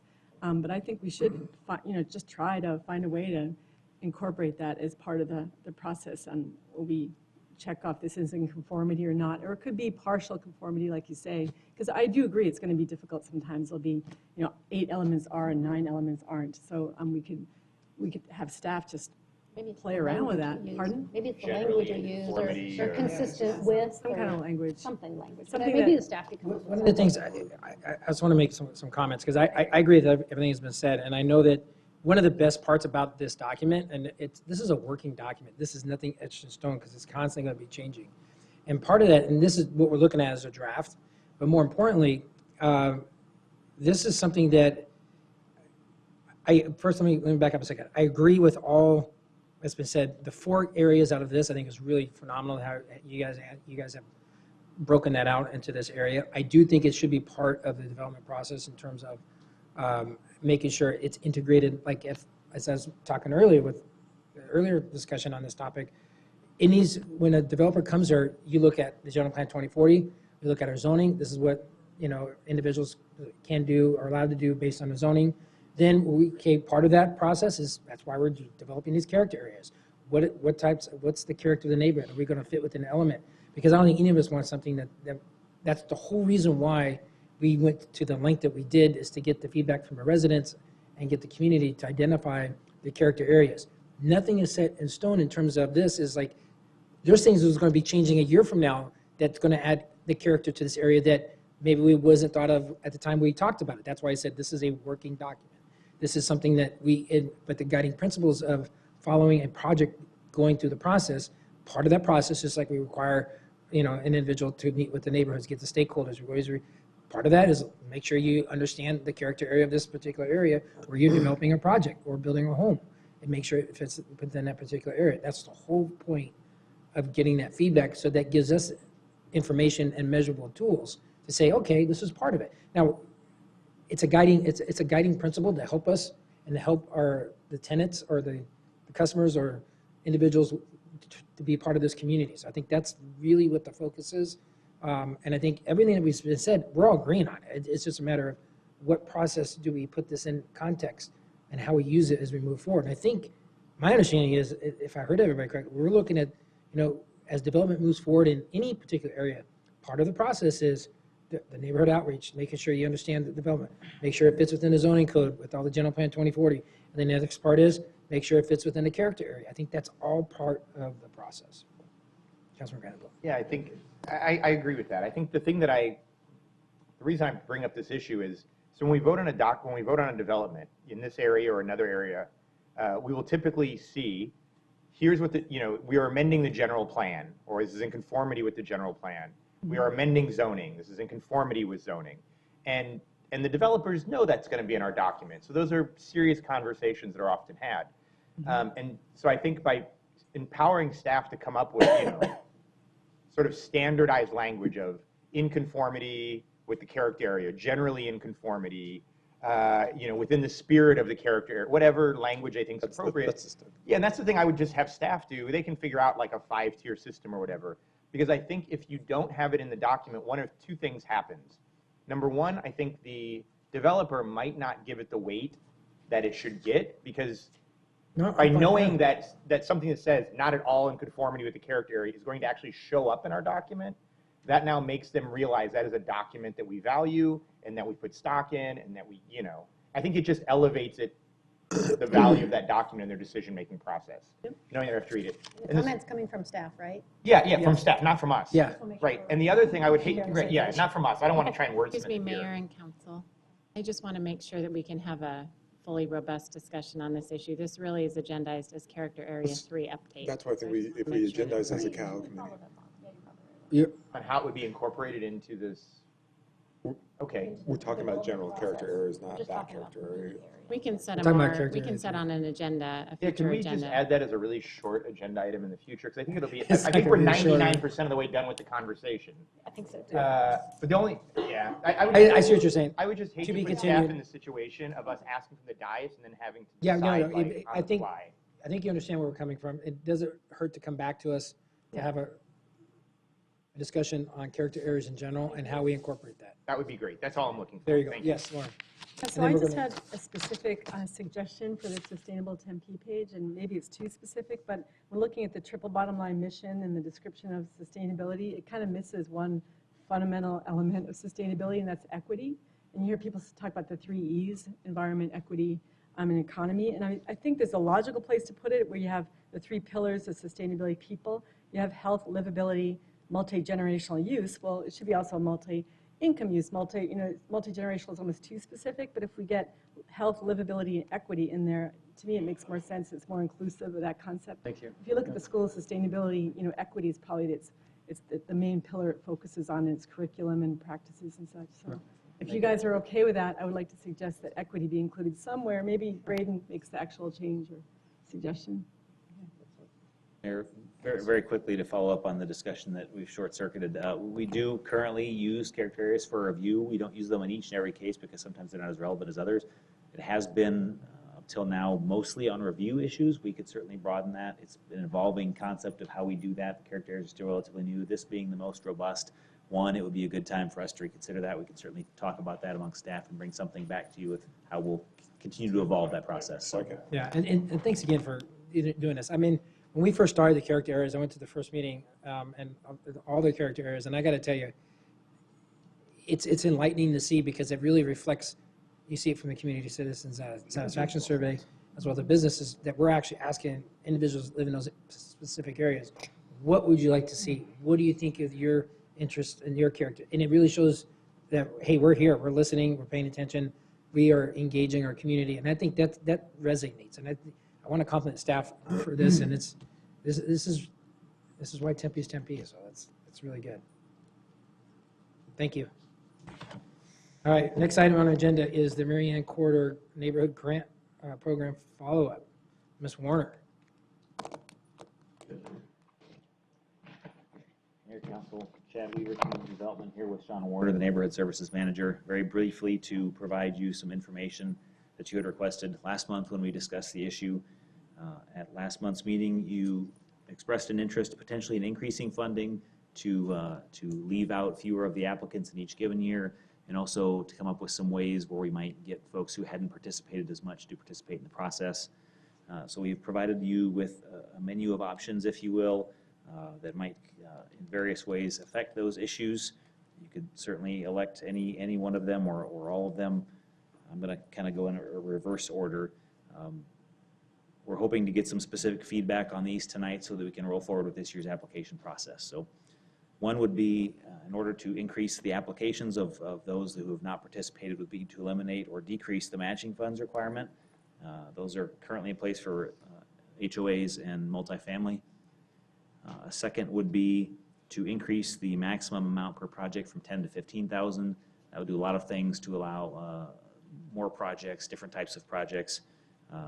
We have not increased that since the project began. I think it's probably a time to consider that. Lastly, the overall increase to the funding, we've arrived at a number of about 100,000. It's important to note that at this point that money would be available, but it would basically come out of that which you would be considering in a few months as a part of the budget process.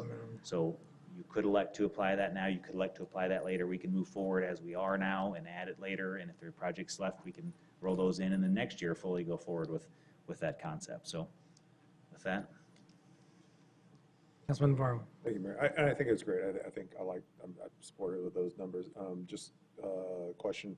When we went through our downturn, 2008, correct me if I'm wrong, we eliminated money, did we not, on those neighborhood grants? Yes, so during the economic downturn, previous to that, the neighborhood grants were funded out of our capital improvements project budget, not the operating. So what had happened is we had grants that might have been forfeited or come under budget, so there was a small balance in there, so that was just spread out over the next 3 years, and then after that moved into the operating budget. So yeah, so that was decreased, but it was still in existence. So basically, there are tools, and if we get into a situation, It's if we have to make it's drastic revisited cuts. with the budget every year. The line I'm item. good with the proposal. So one of the things, I want to commend you guys for coming back in the council for this, because I know normally, we just heard earlier about a budget process, and we had a retreat and how we matches our strategic priorities. And I know this is outside the normal process of how we do a supplemental budget or adding to the budget, because this is one of the things that we talked about, like we are trying to get away from, so that we're comparing all the apples and apples together as not these one-offs. However, this one's a little bit different in the sense that there's application processes that have to take place. And I think, to Councilman Navarro's point, I'm sure everyone else, I think we're fine with adding the additional money to it that you requested in the memo. Is it the 100,000? 100,000, yes. And I think that's good, knowing that it helps kickstart the application process for those neighborhood grants, because we can't wait until at that point. So I think this is a little situation that's, okay, it's a little bit different than outside the budget process, only because we have to submit those applications. I think that's really good. The only other thing I said, I don't know, and I'm curious to see how the rest of you feel about the matching funds for the HOA. I'm either way, I mean, I'm the same on that one. And I'm fine with increasing the amount to 15,000 for the larger projects. Councilman Granville. Thank you, Mayor. Yeah, the 100,000 and the 15,000, I was fine with. The matching HOA, I'm less sure on that one, but I certainly would be willing to split the difference and lower it from 50% to 25%, just to see if that encourages projects that we wouldn't otherwise see. But you know, unlike the HOAs, the neighborhood associations literally have no money.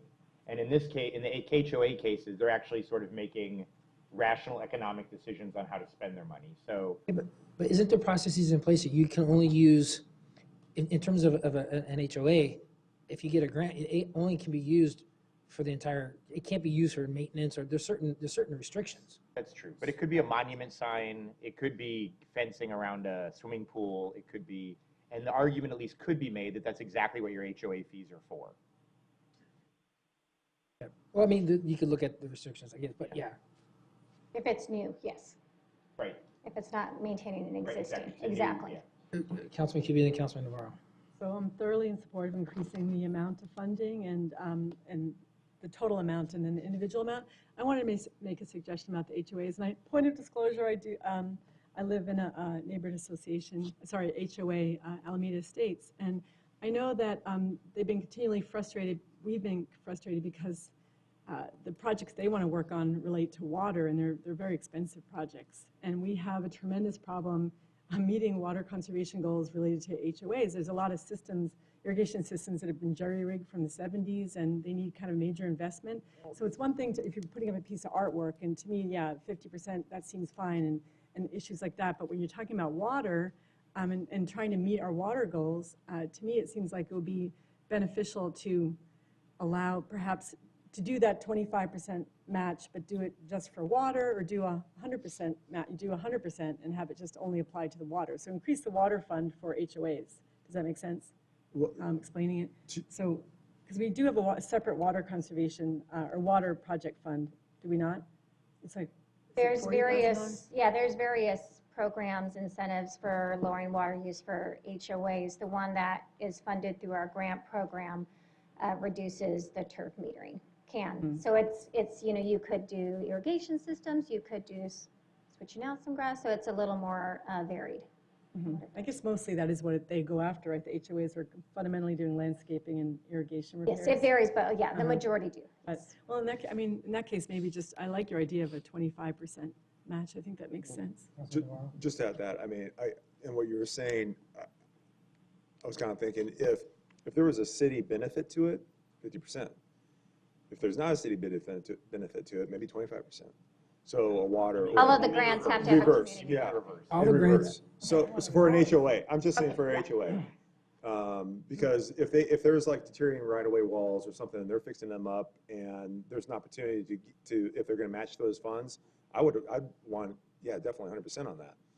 But if it's internal, there's still a benefit to the city, so to speak, because you're taking care of city property. It's housing. So there's some sort of 25%. I don't know if that makes sense or not. What? Does that not make sense? I caught the okay 25% part, and I'm just going to tune in on that. You get what I'm saying? Does anyone get what I'm saying? Yeah. If it has a city benefit, it can. Isn't get everything a city benefit? It's supposed to. Technically, fixing up the HOA is a city benefit, which is for sure. So I don't know. I just threw it out there. Robin? I'm fine with that, whatever. But I kind of go back to what Lauren said, because I do like the idea of somehow making sure we are putting some more dollars to the water program. I think that I don't know where it is in regards to funding, so maybe if that's something that could actually use some more dollars, I think it would be really good to be able to increase that limit to get more people to, use that program. I think it'd be great. You can certainly let the folks that handle That's that my money thought. know that, and they can work towards that. We're kind of limited in what we've got. We've got So 30,000. like appropriated 5,000. for The that. funding that water provides does have to meet the same criteria and is judged against it as the other grants. So if we lowered it, that match is always the same. So if HOAs, for example, had a match 25%, that would also apply to the water projects. They get the same grant criteria as all the others. Okay. And the matching and all the other requirements. All right. So add the additional 100,000. We're going to increase the awarded amount to 15,000. And then for HOA, we reduced it from 50% to 25. 25. Thank you. And then I'm sure we'll come back next year and we'll look at the We'll see the contribution rate. recommended And it's going to end up being, projects. no one else applied. We'll see what we can do to encourage them to apply. But in addition to the financial piece of this, Mayor, members of council, is, I think, staff working together to make sure that we are doing the appropriate amount of outreach, education to the HOAs, to the neighborhood associations that historically don't apply, to talk about this development and to make sure that the program is fresh in the minds of those during the cycle that they need to apply. We want to commit to doing that. We also did mention that the last time that we would work, somebody had an idea to get folks that have been involved and try to have them mentor folks that aren't involved, and we'll try to facilitate that to the extent we can. So.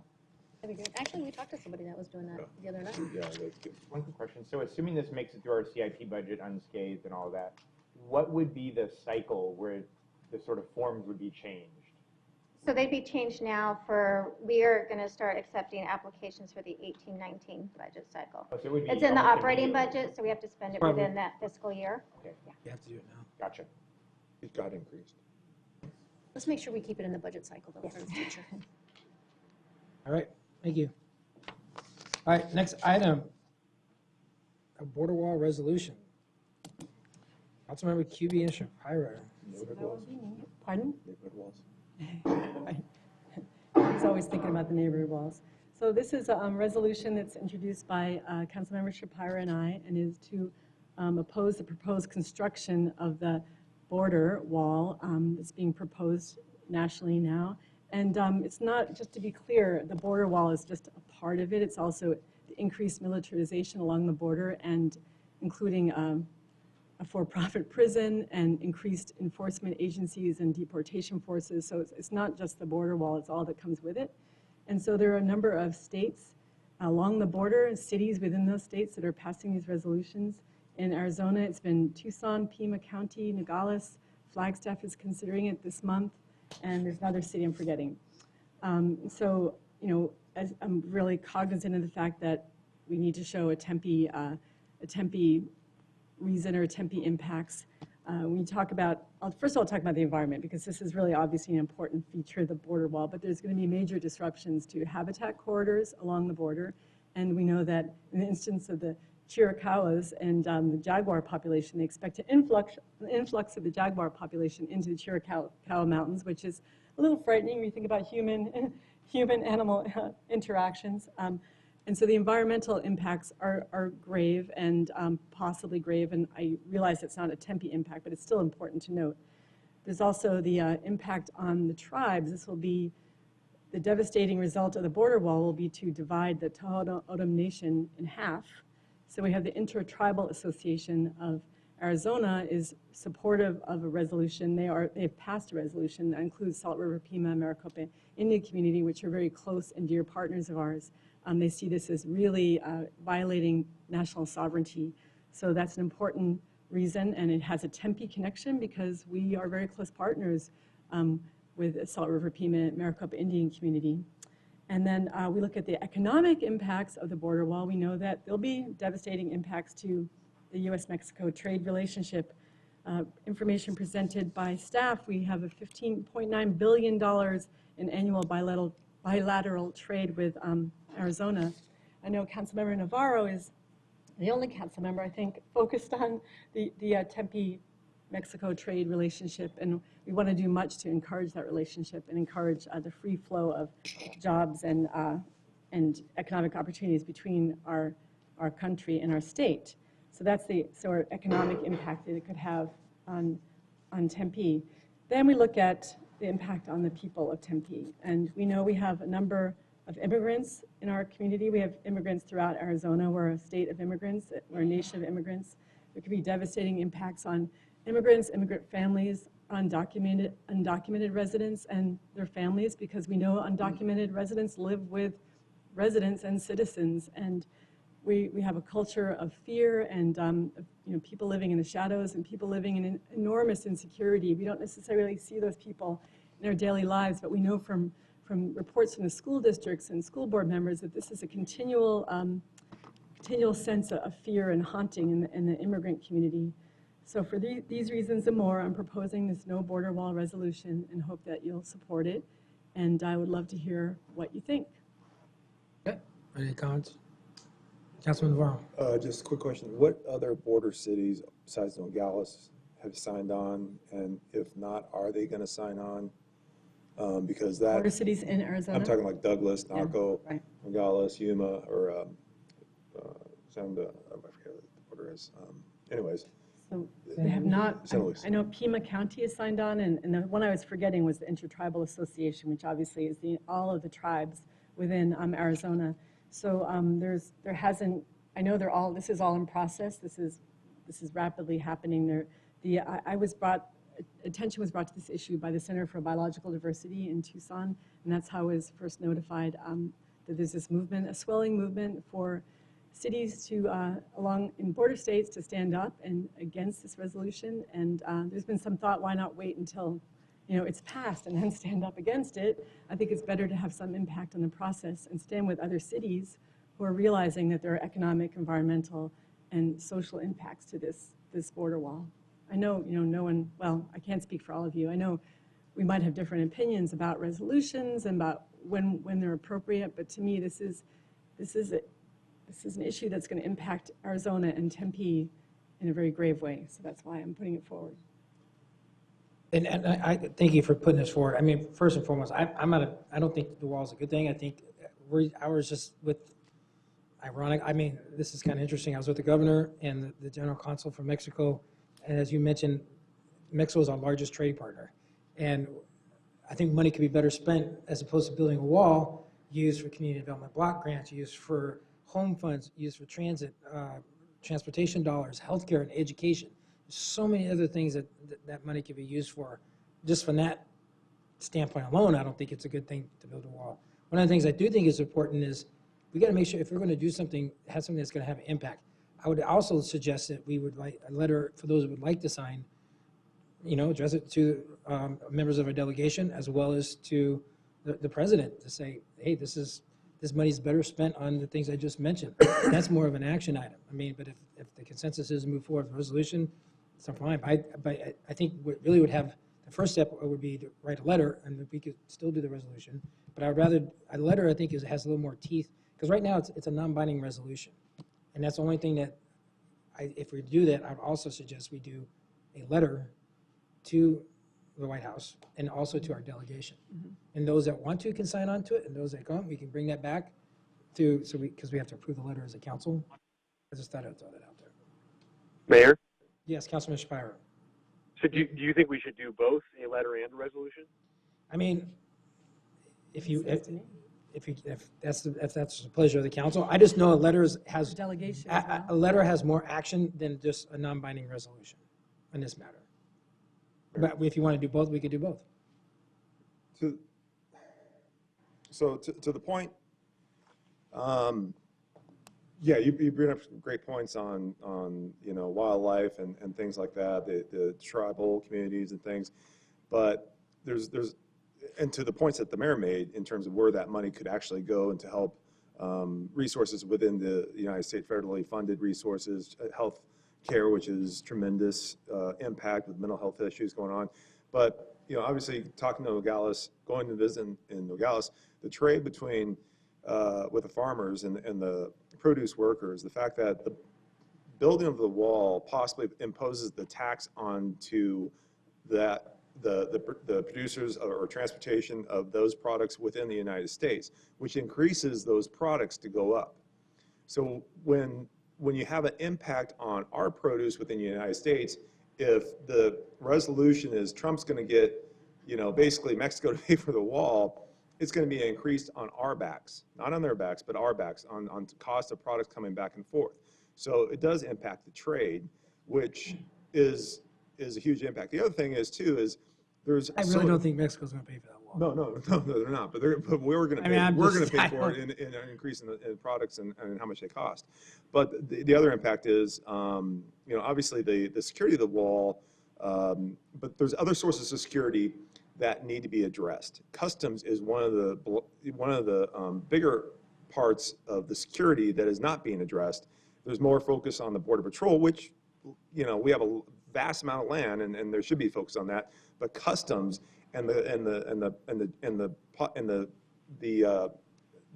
entry and exit of those areas and the speed to do it right and properly, they're still lacking in that area, and funding definitely needs to go in that direction. So I guess what I'm trying to say is there seems like there's a little bit more to put into this, and I don't know how that comes across or how we incorporate that. Maybe you could reach out to some of your the cities that you've been working with, and maybe through NLC and the work that they've been doing regarding trade, and maybe the Arizona League, and just so there's some consistency too, right? Yeah. We can still do that, but what's before us is whether we move forward with the resolution. And I was only suggesting a letter because I think that's more of an action item if you send something via letter. I mean, we could do both. It's up to you guys. And I'm just suggesting. So right now it's on the agenda before Judy slaps on my hand. I think a letter is good, especially not just to the president. No, I said the delegation too. Right, and to the delegation. I do think, because the other cities that are passing these are passing resolutions, and I think a letter is great, but to have, how many cities, dozens of cities, and, with the resolutions, and Tempe with a letter, it's not as impactful. No, be more in solidarity. Unless my ears aren't working correctly, I said we do a resolution and a letter. No, that's awesome. I think that. But to me, personally, a letter I think is more actionable than a non-binding resolution. Right. I think Because both we're of us- sending it to, I mean, all those are. I mean, unless the resolution has some type of action in it that we can enforce.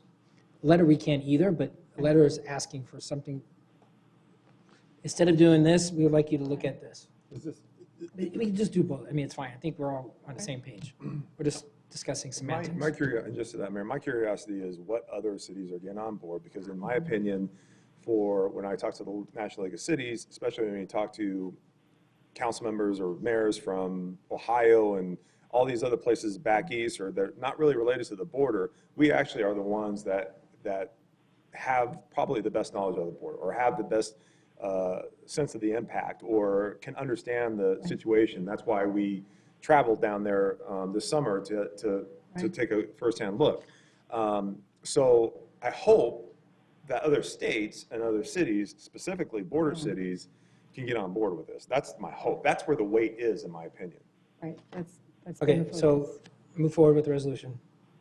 And then we'll have to bring another item back. If we want to do the letter, we don't have to. I'm just throwing that out there. Can we also move, is it a separate issue to talk about a letter? Not agendized.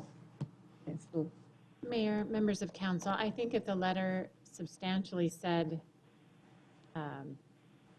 The resolution. substantially had the language that is proposed as far as the resolution, then the medium is going to be less important. It's a matter of having the public be aware of what you all are discussing and having the opportunity to weigh in on it.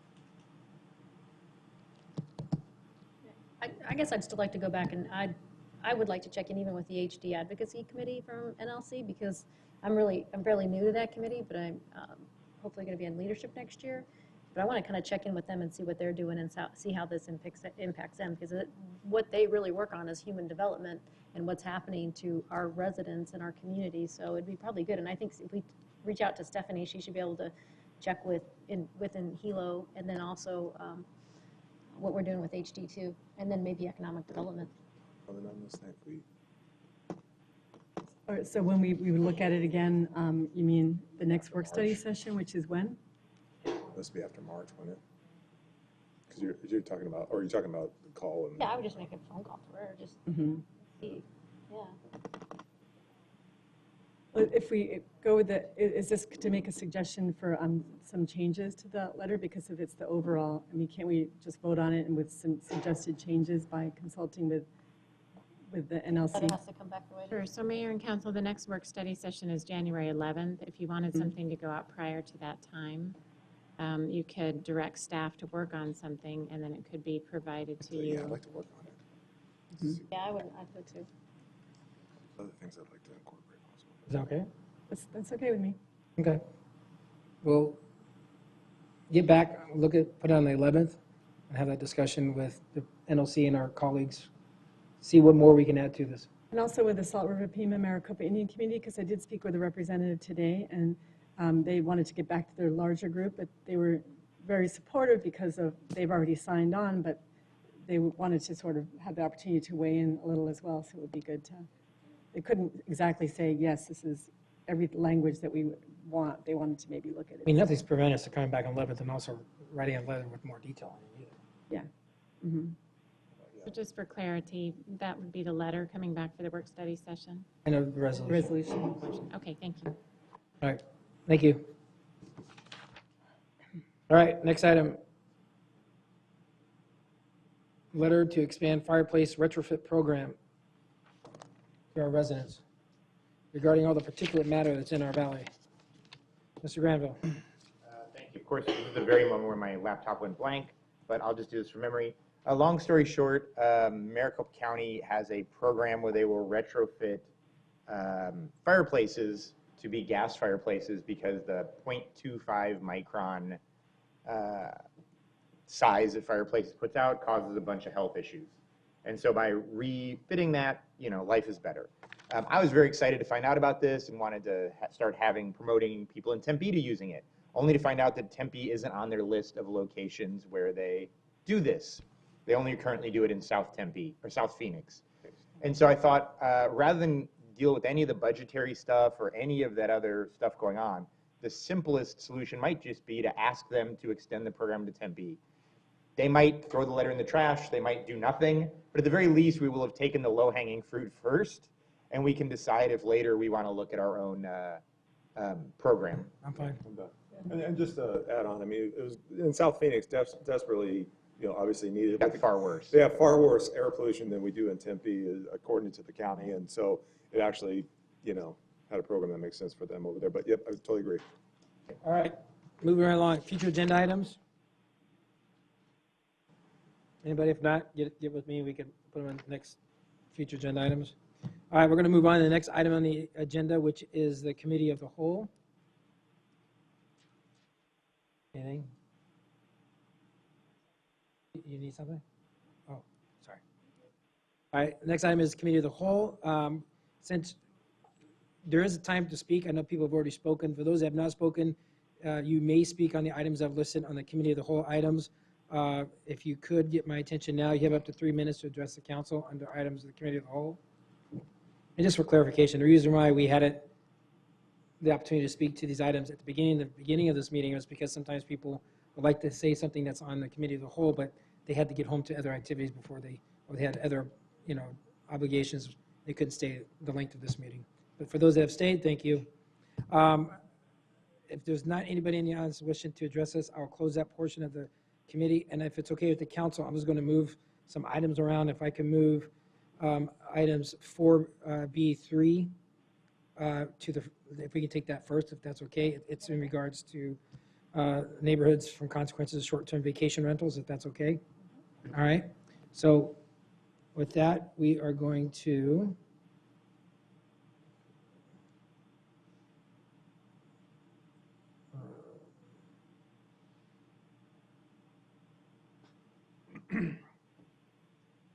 protecting neighborhoods, consequences of short-term. Mr. Granville. Thank you. So first off, I just want to begin, both Lauren and Joel had already reached out and asked if they could be on this committee, so I want to respect that since they had reached out to me. The long story short, the short story short of it, because I know we've had a lot of feedback from residents, is 3 or 4 years ago, I got invited to a wedding, and about 150 people showed up at an Airbnb house in Ahwatukee and just wrecked this neighborhood. And I thought, man, this is coming. This is so coming down the way. Why would you ever pay for a wedding space when you can pay $150 for one night and invite 150 friends to be in someone's backyard? And so I brought it up here. At the time, it really hadn't bubbled to an issue that sort of elevated the level of our interest and involvement, which was totally fine. But time has gone on, and worse actors have entered the arena, so to speak. I should first say that the house that the people have referred to is all entirely within city code. They have done nothing that warrants, I mean, obviously the noise stuff and those sort of things do, but as far as the actual construction, they are in compliance. And so the thing that I would ask is, being very much aware of the state law, which doesn't say we can't do anything, it just says we can't do anything specific to Airbnbs. So I would ask, that you give us a little bit of leeway specifically to work with legal to see, are there things that we can do that can apply to everyone, whether it's a monthly rental or an Airbnb or whatever, me renting out my spare bedroom to a college student, but that will help at least partially address sort of the worst acts that seem to happen in this. So for example, one of the things in the packet, which I can't bring up because my laptop's still coming up, if you were to type into Airbnb right now that you want to get an Airbnb in Tempe for 12 people, there's 2 dozen homes that come up right now that will allow you to rent to like 12 people. Clearly, that's not what an 1,100 square foot home in the Meyer Park neighborhood was intended for. Forget the car side of it, just the sort of so it's trying to figure out ways, whether it's through fire safety, because imagine putting 14 people in a place that they're not familiar with, whether it's cars, whether it's trash, whether it's noise. I don't know what the best way to do it is, but clearly it's got to be something that's in compliance with state law, but helps smooth out some of the roughest edges of the way these are being used, while still allowing the good actors to continue to exist. And Go for it. just to that point, it's intriguing. It really is. I mean, just to hear that story is just plain out rude. Just rude. I mean, how do you do that in a neighborhood? And you want to blend in. So I went and got a tour of the house they're referring to. So when you rent on the thing, there's a key code you get for the front door, but then there's a separate key code you get for your bedroom. because each person has a different bedroom, and it is now a 10-bedroom house. Yeah. So, Councilman Kiwi. so one thing is important to note, this property is actually not an Airbnb. It's not That's found on true. there. It's a short-term rental. And so I know with Airbnbs, they do the tenants, the short-term tenants pay the taxes, and Airbnb is responsible to pay them to the state, and it filters down, you'd hope, to the city. But in this case, there's no regulation. It seems like, isn't there a way to find a way to make sure they're not violating our codes because they're not paying rent or rental taxes? Yeah, again, I think this is going to be mostly us bouncing crazy ideas off of legal and seeing what they say is in compliance with state law. But you know, we got to try, because if this guy's making money off of this one, there's no reason to say that 500 other people don't think they're going to be making money off of doing the same thing. We could also be approaching our legislators who have influence down at the legislature and see if they're willing to create a fix or entirely We could write a letter to revoke. them.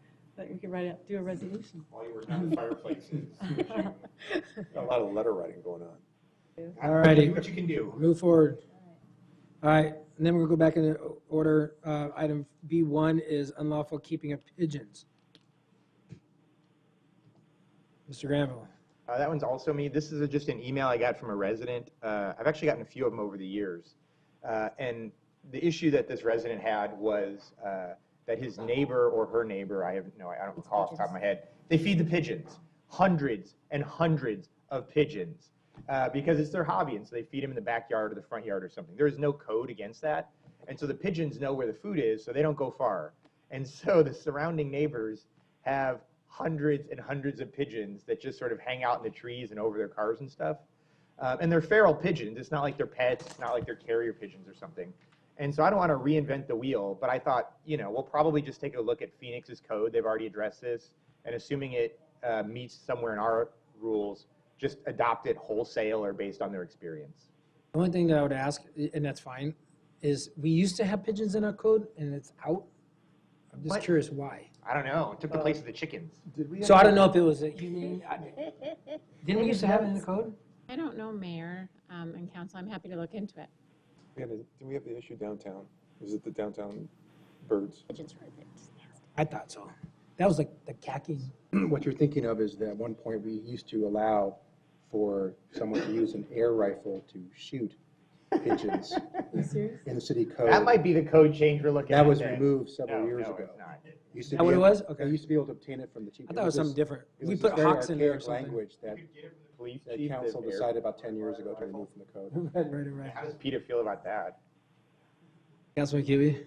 So I'm responsible for that letter being written because I met the couple who had this problem, and I asked them to write to council communicator. And when I first arrived at their door, I thought there was some kind of massacre going on, and it was just, I was a little appalled at the pigeon mess and the feathers, and they came out and said, can you believe, and I introduced myself, can you believe this? And they showed and explained to me that they have to clean their front house every single day, and on the weekends they have to really scrub it, and it's the person across the street, and they're fed indiscriminately, and so I wanted to see what we could do.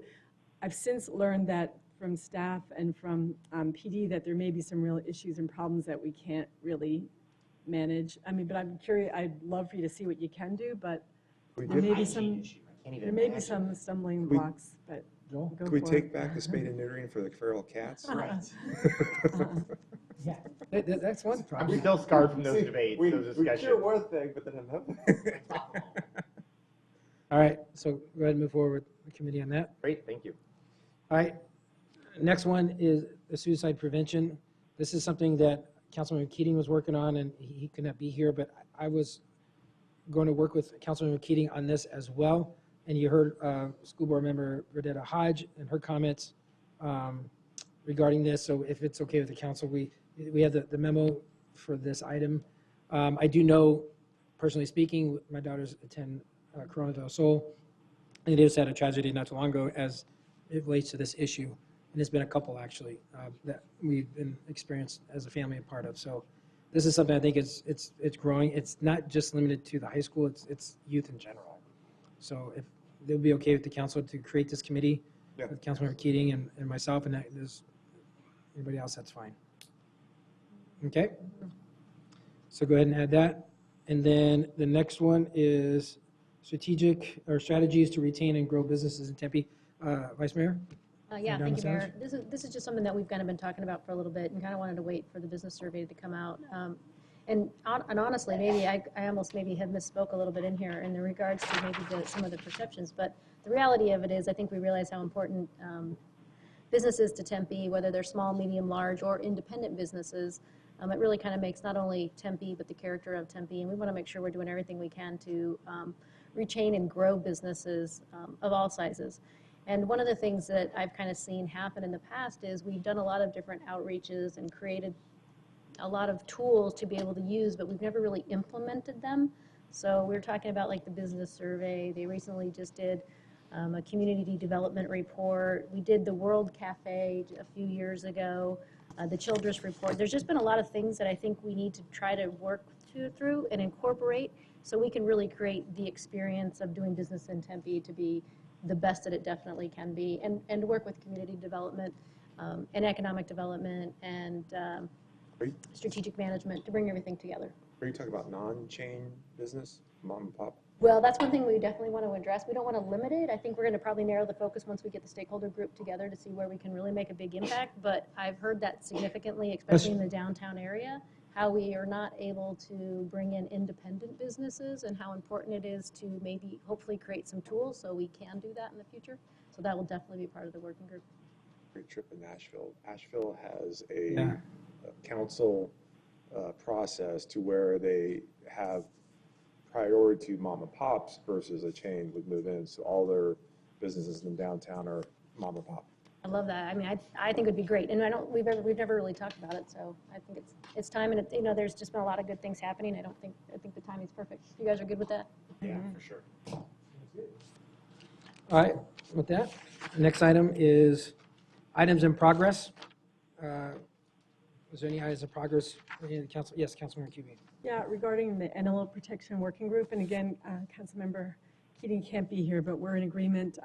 We're about to bring you the anti-tethering ordinance for a vote that's coming up at next week's meeting. And we are also working on a pet ID tag with the county. And there's been some stumbling blocks, but we're moving forward on that. Hopefully with a spay, neuter, and chipping event. We've had a very generous donation from Jerry Brock that will help us along with that. But we wanted to coming back to you to expand a little bit on the group. This involves animal welfare for sure, but we want to talk about animal hoarding. And I met a resident who lived next door to another resident who has 100 cats in her home. And he mentioned that Phoenix does. They're not next to the pigeon house.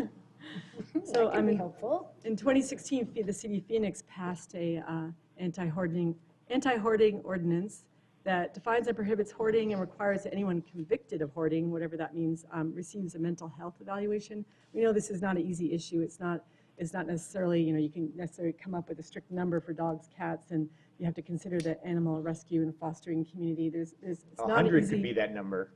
I'm sure we could come up with some number. Has to be, there needs to be a number. So, I don't pretend that this is going to be necessarily a very easy issue, but we want to talk to our stakeholders in the animal protection community and the fostering community and hope that we can come up with something reasonable. Thank you, Mayor. So this is something I think before you were on council, Councilmember Woods and I worked on. Oh, really? Just the idea of the hoarding of the animals. Yeah, that's why I gave him a little cat as a going away present. I pitched it as, it'll take us like 2 meetings. It'll be a piece of cake. Because my thought process at the time was, as it relates to dogs and cats, there is some number which we all agree is too many. Mm-hmm. Turns out among the cat community, there is not a number that they all agree is too many, among some people. So we were not able to come up with any number that was a maximum allowable number because we just couldn't come up with any kind of support for it. So I hope you do come up with a number because I think there is a number. Maybe it's 100, maybe it's 50, whatever. But if you talk to Councilmember Woods, that way there won't be any open meeting issues. He would happily, I'm sure, meet with you and educate you on the issues we ran into about people's beliefs on an upper bound of cats. I know with the City of Phoenix ordinance, the Arizona Humane Society has some definite suggestions on how that ordinance could be improved, and so we Put want to 1 cat per square foot. If we could just agree to that, that would be good. All right, Councilman Navarro. Yeah, just real quick on the opioid, regional opioid committee that we're doing, and I'll give you more information.